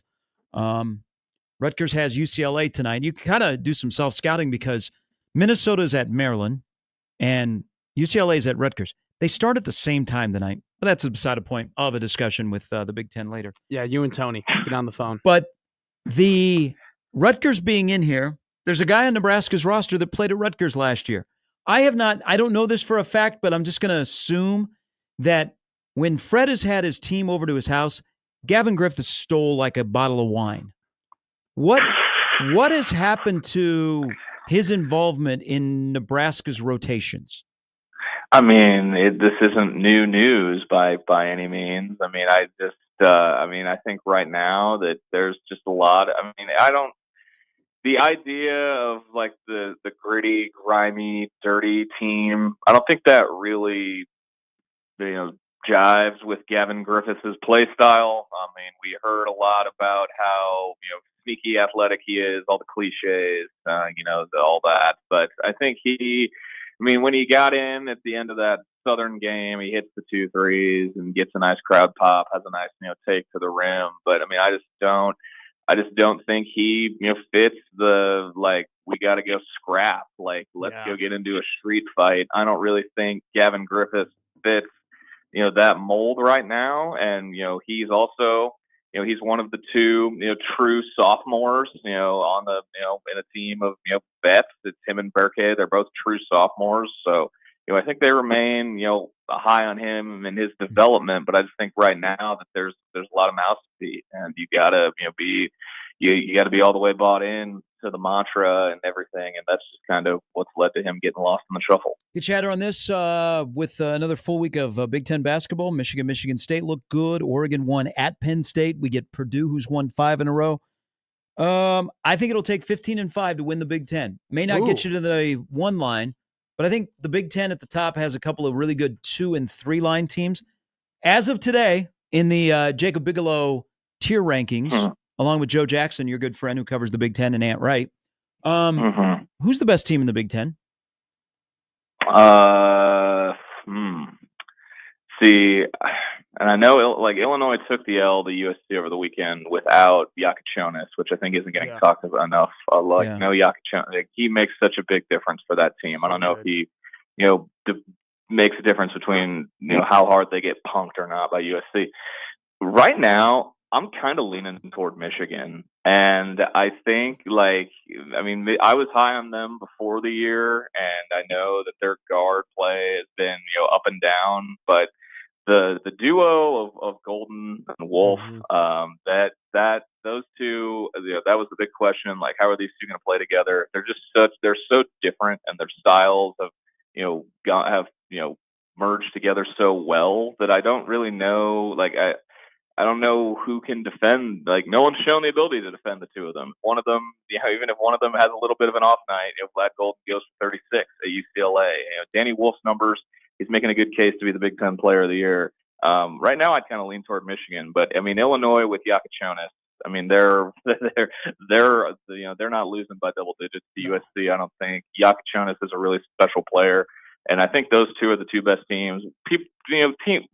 I'll say this: Purdue may have gotten not written off, but forgotten about a little bit based on some of their non-conference losses. They scheduled pretty tough, played some really tough teams. A&M, Auburn. They scheduled tough, and they'll still be in the running. And then Michigan State is kind of not getting talked about enough either. I think they're both they're in that race too. But right now, I'm kind of leaning toward Michigan just because of their toughness and the way they've been playing. I would agree. Hey, have a great week. What do you got upcoming here? We have a pod that's dropping here soon. I'll see you on Thursday, by the way, at PBA. We'll be previewing Rutgers at some point this week, and then we will not have a post-game show after Rutgers. I know some people have been enjoying the post-game shows, but 8 o'clock tip. Yeah, we'll have a podcast. We'll have a Rutgers preview, and then look ahead to Maryland on the weekend afterwards. And I'm just finding more avenues to yap and talk a little basketball to get through the cold winter months. Yeah, I know you are. I hear you everywhere. He's a warm blanket. I'm glad you are grinding. You are promoting yourself. You're everywhere. That's good. Yeah, I look to the left. I look to the right. It's just Jacob Bigelow. it's like your Inception. Baby. It's like you're Rain Man. You're the Rain Man of Nebraska basketball media. And to get you out of here, I'm gonna give you this. So Matt owes 3 of us lunch. Yes, I do. Like at the Drover, but I think we're gonna go above the Drover. No, whoa! We agreed to the Drover. Yeah, but let's go. I thought you said he'd already gone to the Drover. No, I've never been to the Drover. So we'll go to the Drover in another place. But so it's going to be Jimmy, myself, and you. Hey, let's go. When did we add Bigelow to the tab? Why not? Look at that. Yeah, beautiful. He needs us. No, that is music to my oversized ears. This is like my NFL rookie dinner. Or a new place that is going to become a super popular place in Omaha. 30 Hop. Look it up. Get back to me. 30 Hop's going to blow up in this town. I've been over there. You've been over there? It's popping. Yeah, it's popping. Hey, you have to make reservations. Yeah. I thought it was a sports bar. You have to make reservations. Really? Yeah. And they're very limited. Oh, yeah. Oh, 30 Hop. And people try to walk in, and they expect to just walk in and get a table. Yep. Like, nope. Not happening. This is Omaha. Hey, have a great week. You guys too. Appreciate the time, like always. Have a good rest of the show. Thank you. We'll see you at lunch. See you lunch and see you Thursday, friends. Yeah, buddy. Well, I'll see each other Thursday. I'll be in the building as well. I'll be in the building tomorrow for just cuz Creighton for the Creighton game tomorrow too. Is this your first one? No, I've been to DePaul versus Creighton. No, not the same. I was like, I know the in arena MC. Go say hi and get you on. Yeah, no, we'll figure it out. I'm excited. I like the Shy. It's a good place. It's gonna be. It's They have a gonna be- bat Billy, in there. come find They have a Matt. bat. Yes. They have a bat. Have they gotten the bat out? Well, I don't know. So here's what happened. So They I should was at the name him. Supernovas game.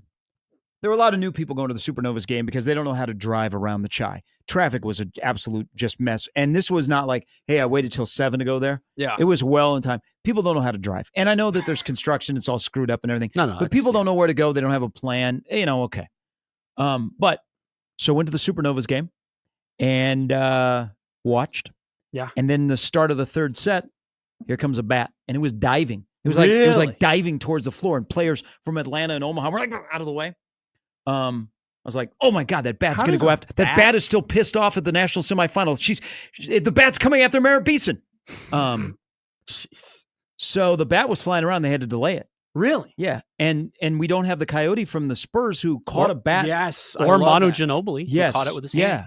I have a question. How does a bat get into the arena? Does someone just Tickets, open the door obviously. and then it just Tickets for it just less. shoots Promo in, code or is zone. there someone like who's responsible for that? Who played on New Year's Eve at the Chi? Mhm. Rick Pitino Oh. in St. John's. Oh, He's still there. So the bat Jerry's eating rice. So they delayed because the bat was like diving. It was like diving towards the floor and it was flying around and people were trying to swoosh it away. So it landed on a speaker and it hung out on a speaker and I'm not sure what happened after that. Yeah, But- it might. Out. Do you think there's a probability that a bat has a nest in CHI and it might be the root of Creighton basketball's problem this I would season? think it's a sweet. My knowledge of bats is not, my knowledge of bats is you got to be good 1 through 9. Yeah. You can't have a weak spot. No. My knowledge of the bats, other than going to like Austin, Texas, and under the Right, the the bridge. overpass, Sure. and then they fly away at like 6 o'clock, and it's kind of cool. They're all Yeah. high. 'cause Like I've it's done a Austin. couple of cool things in my life. I've done that, and I've seen the ducks at the Peabody You need Hotel in Memphis. Same. Yeah. You I need wanna a bring good one fourth home. bat. Yes, you do. So this was a solo bat. Okay. You know, it was like so the this leadoff was a bat. Dexter Fowler. This was This was. I'm going to go a step further. This was a Bobby Dernier, Ooh. and what it was looking for was a Ryan Sandberg Nice. bat. So- was it a fast bat or a powerful bat? It was a bat, man. It was It like was a it was bat? like a skinny bat that was like it was a 5-tool bat. Yeah, it was. So that's why I call it the like Bobby so Dernier. skinny, but had a little bit of power. So like Like it would get to one section, and you automatically knew yeah. it's going to steal, so it'd be over on the other side of the arena quickly. so it was a Ricky Henderson bat. Nice. Rest in peace. well, I did. I don't know. I didn't get close to the bat if it referenced itself in third Third person. But the bat landed on the speaker. I'm not sure what happened to it. So Bat's gone. But here- Bat's gone. here's I what- told you, Thrill. Bat's gone. here's where we are in America, and this is my difference between you and me. Why'd you point at Jimmy? Do I not get included No, in this this? is okay. You and me. I Okay. knew he meant you. I thought it was cool, and I thought it was like entertaining, and I'm like, that bat never come back to me. But then I hear somebody around me going, I hope that bat is not infected with the something virus. There it is. Corona. People are going to have to get checked. And I'm like, No, it's not biting anybody, and no one's eating it. Yeah. It was watching a volleyball game on a Friday night. Come I know. on, man. Was it, Just like did you. it get counted in the sellout record crowd for the think it Omaha did. Supernovas? Did he they wear a count? T-shirt? Was I think it it did. part of the 13,090 people there? best thing that did not happen to the bat is that Ozzy Osbourne was not at the Chi. He would have bit its head off. Yeah. Who Is also Ozzy did this in Osbourne San Antonio? known for eating bats? Back in the day in Des Moines, Iowa, he bit the head off of an bat. He bit the head off of a live bat at a concert in Des Moines at Vets Auditorium. Did you see that And then he Xavier made a pee-pee Leggett, at the Alamo. current? Wait a minute. You just let that slide. You didn't even that didn't even phase you. It's Ozzy that- Osbourne, and nothing phased me with that guy. Same thing with the Kiss dudes. When you can tell me the Kiss guys did anything. The Kiss dudes? The Kiss Yeah, dudes. the guys who were in Kiss. It's a cover band. I knew Gene, guys. Paul, Yes, Ace. I've seen. Gene was on like a reality TV show that my mother loved. But he wasn't in costume. No, he wasn't. But But he sometimes still had the was. tongue. Great villain in Runaway. Random 80s flick with Tom Selleck. But what Very I was going to good. say, nothing, Futuristic. nothing shocks me about Ozzy Osbourne. Okay. He barked at the moon. Did you watch the show on MTV? The Ozzy Osbourne show? Yeah. No, I did It not. was good. But did I was enjoy going to say, Xavier, you see Xavier Leggett caught a squirrel in his backyard and then skinned it and then Yeah. ate it for dinner. Yeah. The guy's worth millions of dollars, and he's eating squirrels out of his backyard. Ted Nugent's been doing that since the 70s. I don't know who. Especially I don't know what those happened- liberal squirrels. Nope, never mind. Nope. Ted Nugent? Ted Nugent, great guy. Maybe pause that. Maybe, hey, why don't you say take backs? Take back. Do kids still say take backs? Now I got he's a stranglehold guy. He had the cat scratch fever, correct? Yes, he did. Yeah. He has evolved from just being Ted Nugent on stage to Ted Nugent with a microphone. It's like Hulk Hogan. Up and now, baby. What the hell's going on? I have no idea. That was the Blackhawks walkout song for like 10 years. Oh, I'm surprised I didn't get that. Did you, Jimmy? That rendition? I was trying. I was like, is this the You didn't Bulls? think that was Stranglehold? No one knew that was Stranglehold? I thought that was the stroke. You know what that is? You know what I just sang? Baby. You know? Here, let's see if you can get this. You know Rock what that around is? the clock. I'm gonna cancel. You know, serious. Didn't it sound like it? It's Gary and Matt, 1620 The Zone.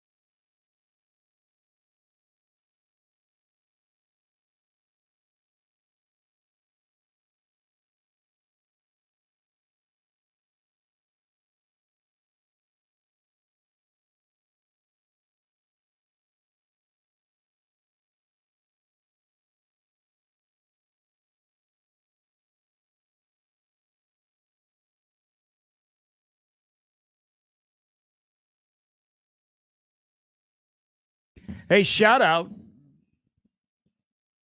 on cue. Nebraska wrestling coach Mark Manning, one of the great dudes. I don't care what sport he coaches, if he's just Mark Manning that lives in Lincoln and has a son that's going to be a hell of a quarterback at Lincoln East. He won his 300th duel over the weekend when they beat Minnesota. First duel loss of the year for the Gophers. Yeah, I saw Stevenson TF'd this guy 19-4. But Mark Manning, 300th win. Think about three coaches at Nebraska in particular that have got stories to tell of survival. Like they're all really, really good, but they have lasted over multiple athletic directors, from John Walker to Rhonda Revelle to Mark Manning. Yeah. And they got number 1 Penn State, 8:00 Friday night at the Devaney. Be there. And the might sell out. Penn State? Mm-hmm. Sure. I mean, they sold out last year. Nebraska wrestling sold out a couple matches last year too, especially when. Mm-hmm. So I just haven't heard like Nash is not doing it, not doing wrestling. It's getting ready for the NFL draft. Yeah, it probably makes sense. That was so electric last year when he did that. That was so great. I mean, Nash deserved it. Nash was a great wrestler. He was good enough to be there. It wasn't like one of those, Bronny James stories where it's like clearly they're just, handing things out to get more ratings or more people to come. Like he deserved it and he was able to do it. But it was absolutely great to have that last season. And Nebraska wrestling is just, they're knocking on the door. They're right there. They're not going to, and Penn State's incredible and Penn State's a wagon, and has been for the last 2-3 years now. But they're there. They're competitive. I mean, they're respectable. And to defeat Minnesota 21-13. I mean, that's a great win, man. It's a great win. So I had not, until yesterday, I had not heard of 30 Hop. So it's over in the new development of 144th by Dodge. We were making arrangements to meet somebody like halfway, and they suggested, they're of the younger set, about your age. They said, let's go to 30 Hop. And I was like, I've never heard of this place. Oh. And then Chucker said, you got to make reservations. So I'm like, on a Sunday? I'm thinking sounds like a sports bar. Yeah. I said, you have to make reservations on a Sunday to go? And he said, yeah, you have to go to the website. You have to make a reservation. So this is like 3:00 yesterday. And we wanted to go somewhere to watch the start of the Packer-Eagle game. Couldn't get a reservation there until 7:00 last night. And I'm like, what is this place? So I went and looked at it more. It's now open. I guess it's turned into a banger. Like it's a very popular, good location. We didn't go there. Oh, yeah. It was 7 o'clock. I want to eat now. I went to the Staple at Cunningham's. But Brian says, do you need a reservation for lunch at 30 Hop? Boss coming to town tomorrow, if you know what I mean. Would that... Usually my dad went to the strip club with his boss. I have something tomorrow, but would you like to go there instead of the Drover? Or would you like to go to both places? I'll go. Guys, okay, we'll go to both places. I'll tell you something right now. You guys pick. I'm fine. So you pick where you want to go. No. We only get one. You shouldn't say that. We only get one. Why can't we go to both? I'm going to Porky Butts tomorrow. I have a little bit of a meeting with a friend of mine over at around here in Tell Omaha. Jacob we love him. No, not Jacob. Different guy. Just looked here. You can't get a reservation until 7:00 tonight. So what? Is it a sports bar or is it a? No, it's like I don't know. It's kind of like in between. Yeah. Yeah. Oh, I guess you can. No, it does 7:00. Jesus. Damn. All right. On a Sunday? 2:39. Who's packed on a Sunday? Church. I don't know. I guess they don't. They don't take a lot of people. Smaller restaurant. I know. I'm just learning about this. I'd never heard about it before. I really haven't been anywhere local yet. I was like, Hopcat. No, Hopcat's not at 144th. It's like at 156th. And they're like, no, 30 Hop. I will continue to say this. I would like people. Matt at 1620thezone.com is my email. If you got favorite local spots around town that you think that I should hit, please email them to me. I will go and I will eat them and I will talk about them on air because Cubbies, I need downtown. more Cubbies. Okay. Cubbies downtown. Is it a Cubs bar? Sure. Is there a Cubs bar around Omaha or like a Bears bar Here. or this radio station? There's radio. I mean, we have three. We have 3 fans. But is there? So that's a thing in Chicago that there are bars that are like, this is an Indiana bar, this is Ohio State bar, this is a Michigan State bar. Is that in Omaha or is it just because you have the Huskers that doesn't really So exist? Danny's over on 72nd used to be a strong Packer bar and it closed down, which sucks because they had maybe the best hamburger in all of town. Really? Danny's Bar and Grill at 72nd and not Blondo. Yeah, 72nd and Blondo. Or 72nd and Maple. Okay. It was off of 72nd. Yeah, I don't know. Like Pat's over off of 90th is a Chiefs bar. Okay. There's is that some only like kinda really a designated. Chicago? Because Chicago's got a college town. Like there aren't a lot of Northwestern fans, and like most of the people, like there's not a ton of Illinois fans either. So like all these a lot of the bars are tied to. Like I've been to a Purdue bar before. That's not a thing for pro teams here in a college town. That's kind of interesting. It's a mixture. I mean, we're a melting pot. That's what they say about Omaha. I love. Look, I'm gonna tell you something right now. I've been here for a week now. Okay, I haven't been here for too long. A little bit over a week. I love it. I really do. I enjoy this town. It's nice people. It's big, but it's not small. It's like Boca. Like there's a lot to do. You drive around. Good restaurants. I haven't had a bad meal here. We got the Dome protects us. I haven't hit the bars yet this week. Go crazy this week. Watch out. The bars. The cops have already picked you up once. I know. I got pulled over the first time ever. They got you? I was coming off the ramp. I knew they'd get you. I was coming off the ramp from Shout out I was Chad. at a place in Superior on Superior Street in Lincoln. So I was in North Lincoln. I was in North Lincoln coming down. He was in Crime Town. Going to downtown. And off that ramp, you go from being highway speed to a 25 mile an hour zone. And I was going 40. And I like got in the left lane. And when I got in the left lane, I got right in front of a cop and just blinkers immediately. Pull over on P Street right by Hertz Donuts. Ooh. So I got pulled over there. He goes up to the car. And I go immediately, I've never been pulled over before, so I don't know. You got to walk me through this. Like, I don't know what we're doing here. Get out of the car, had like sir. the hands on the wheels. I was like, I don't know what to do. I looked at him. I go, I don't know what to do with my hands. Like, he's like, well, just get your license and your registration, your insurance. And Did you say I got jazz hands? Yeah. Why are you putting that latex Did glove on? you say, isn't it ironic, officer? Look at the business we just pulled over in front of. Yeah. I was making him cackle at the window. Those. So he goes, Dina. He goes, last time a 22-year-old kid used the word cackle. I was making him cackle at the window. So he goes, you know why? Grandpa. Hey, grandma over there.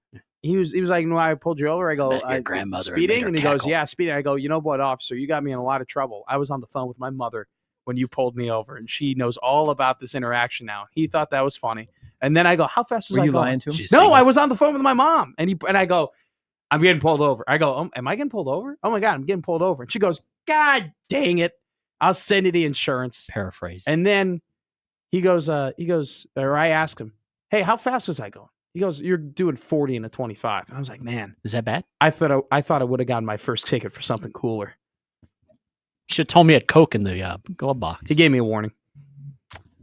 Well, we got lucky. Gave me a warning. You want to hear the update for 1 second here? We got another Hockey Dad chimes in. He gives 30 Hop a ringing endorsement. By the way, speaking of local hockey, shout out Ethan Frank, who scored his first NHL goal over the weekend. He is from right here in our beautiful hometown. And I should also mention that he is the 42nd member of the Lincoln Stars to play in the NHL. Congrats. Two quick things. Yes. Before you mention our update. Well, save that. We'll do that in the last segment. All right, cool. There is news. So yesterday, because Minnesota doesn't have money to pay their assistants, they don't. They don't. That's why Fleck, and I don't know if Fleck should take some of his salary and put it in a assistant coach pool, but when somebody wants to come and get a coordinator off of Minnesota's staff or an assistant coach, they can pay some. Wait. I didn't hear about this. This isn't like support staff. This is like offensive, defensive. Their defensive coordinator got plucked by Miami. Great hire by Mario. They went and got a really good defensive coordinator. They've always been under good Fleck. defense. So, I mean, you wake up one day in Minneapolis, the next day you wake up in Miami. I have done both of those. They're really not much difference. A little bit warmer. Yeah. Nice people. So Minnesota loses their defensive coordinator. Penn State is losing Tom Allen. Tom Allen is about to be hired by Clemson. Is there coordinator, DC? Yes. Yeah. He's going from DC at Penn State to DC at Clemson. He was formerly at Indiana, the head coach, right? He was. He was one of the more popular guys at Big Ten Media Days because no one wanted to talk to him. He was with. So he would just bounce and do 40 minutes with you, and you'd be like, "Really? All right, Tom. Well, guys, let me tell you. Do you know how Penix got here? Yeah, they had a couple good years under him when Penix was over there, and then DeBoer. They had the COVID year. They had the COVID year where they were a solid team, and then rightfully so. He got they could have been to the Big Ten championship game that year instead of Ohio State, who played Northwestern. That was an incredible Northwestern Ohio State game. I had myself convinced the Cats were going to win that game. Don't you every Saturday as your love for Northwestern? No, they're done. Even when Francis Pay was the head coach, you thought, done. you know what, this could be the Saturday we win a game. Brooks Barnheiser and Nick Denny Martinelli. Green. It was fun while it lasted, but the style of basketball that they play and the lack of spacing that they have is not going to do well. And then next year they are going to get smoked. They're going to be so bad at basketball next year. It's going to be tough. I mean, the golden age of Northwestern basketball is dying in front of my eyes right now, and it's kind of there was. There is. There has 30. been. We've made back-to-back. You don't. Does I mean, Julia guys, Louis-Dreyfus' son Hey, still play for them? No. You got something in your pocket? Did you used to say we? What? Yeah, I think you said we when referring to the Northwestern basketball program. Sure. Is your middle name Autry? I'm kidding. I mean, they are. Fitzgerald. It's tough to watch. I feel bad for my dad because he was texting me yesterday and he was really upset about what the Northwestern basketball season has turned into. Because after Illinois, I think we all convinced ourselves that they were going to be really, really, really good, and they've just kind of fallen apart. How many animals in your house are named Boo Booey? 0. I have one dog named Rocket, but I would name it after Ishmael. Chet Stedman. No, after the raccoon in Guardians of the Galaxy. That's what we named him after. Does it look like a raccoon? A little bit. He's a French bulldog. He's black bam. and he's got good call. Yeah, good, I know. Good dog. He's a bowling ball. Minnesota has 40 lost their pounds. DC. Penn State has lost their DC. Do you think they'll have both roles filled by the time Nebraska plays them on the road this year? Poll question. What? What do you mean? It'll be week 11 of the year. What are you talking about? Doesn't guarantee anything. Yeah, there are no guarantees in life. Look at How many Big Ten DCs are done now? Tony White, Allen, and Minnesota's DC. Purdue decided to get fired everybody. OCDCHC. Yeah, they fired everybody. We'll come Bad back question. with some final thoughts. Also, Tyson Fury has announced his retirement this morning. Yeah, not buying it. Not buying it. It happens. Not buying it. Motley Crue is still touring. It's Gary and Matt with Jimmy on 1620 The Zone. I think you're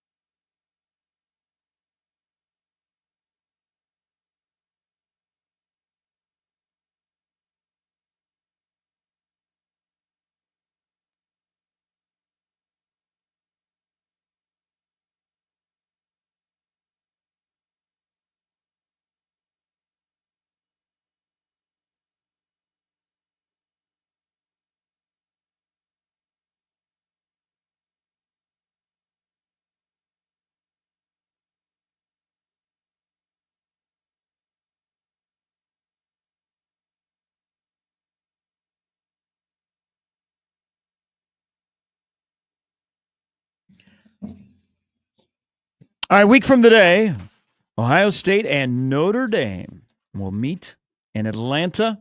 Record-setting ticket prices. You have to choose the most obnoxious fan base between Ohio State and Notre Dame. I would choose Notre Dame for sure. I'm going to go with the Buckeyes. Okay. So we're talking obnoxious. You can't go wrong here. Because I feel like Notre Dame fans, even off the football field, are obnoxious. I think Ohio State fans, because that's more so on the football field, in my personal experience. No offense if you went to Notre Dame. I think Notre Dame will score on Georgia. Yes. Asking for a friend. Yes. Okay. So that line, it went down again. 8? It's 8 now. Okay. Went from 9.5 to 8. I think it'll change once we figure out what the injury situation for Notre Dame is. They got a lot of guys banged up. Lost one of their starting offensive tackles is not playing. Yep. So, and Jeremiah Love's still dealing with a knee injury. Cross is still dealing with stuff. He's still banged up as well. So we'll see. I mean, the D-line depth, Notre Dame is a really good D-line, but the depth there just isn't at the same level. As long as Gray and Moore show up, they got a shot. Gray is like Jekyll and Hyde, man. There are times where he looks like prime Julian Love, prime Kyle Hamilton, locking dudes up. And then there are other times where it's a pick or a PI with that guy. But he's going to be, I'm telling you right now, DBU, not at Notre Dame right now, but like they're trending. I mean, they're going to have a lot of dudes in the NFL who played at Notre Dame, or who played. Kyle in the Hamilton turned out okay. Hamilton, Love, Tommy Zbikowski. I'm forgetting Todd Light. No, there's another one that I'm missing. Anyway, while you think about that, one of my we'll get more into as we move towards the national championship game with football for college. One of my takeaways is, when did football pants become essentially biker shorts? Yeah. I worry about these question. knees. They don't care anymore about the knee pads. It's crazy. I will admit, when I played football, I hated the knee pads. And maybe you could start questioning, do they really? Cubs could sign somebody. Sorry. No, Colin Ray. The dude for Georgia who was pretty much wearing the booty shorts when he was trying to return a kick. I was like, football players in college. Now, in the NFL, you get fined because they have a uniformed police person on the field. It's crazy. Before the game, during the game. But essentially, Harrison Smith. College football, he's turned out okay. Maybe he'll play well tonight. Fellow Yorkie dad. College football pants have turned into biker shorts. Like guys don't care about. So they basically have the tiny thigh pads. They don't care about knee pads anymore, especially if you're a skill guy. But they have tiny thigh pads. You're not going to miss a game because of a thigh bruise. My thing is that I don't blame them for taking the knee pads off, because it's like a little pillow. Like when a Kirby Joseph's helmet hits TJ Hawkinson's knee, was the little pillow of knee pad going to stop it from him tearing his ACL? No, it wasn't. So like, what's the point? You know? Now the thigh pads are a little different. Like thigh pads, it's just like, all right, you're just wearing literally spandex. They are wearing, skill guys are wearing biker shorts in college football. Remember when there was a big play that, man, you got to go back to where they got to at least reach your knees? No. Like, look at Dylan Gabriel. This guy from Notre Dame that he basically, I can see half his thigh. I'm like, okay. Hey, whatever makes you comfortable.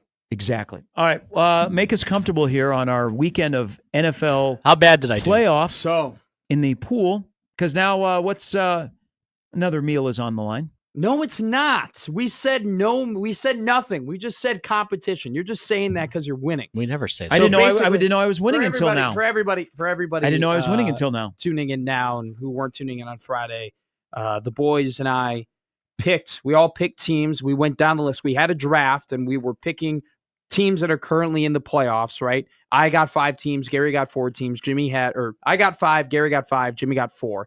Basically, we all pick teams, and if your team wins a game in the playoffs, you get 1 point. If your team ends up winning the Super Bowl, you get 2 points. Whoever has the most points at the end of the playoffs is our winner. We agreed. We weren't playing for anything. We were just doing this for fun. Oh, Gary drafted Philadelphia, Uh-huh. Baltimore, Washington, the LA Rams, and Texans.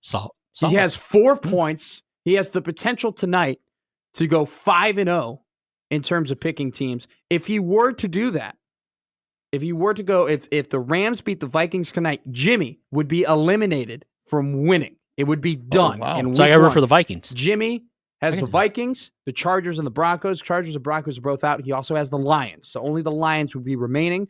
I have That's all I need. the Bills and the Chiefs remaining, as I picked the Buccaneers, Packers, and Steelers, who all lost yesterday.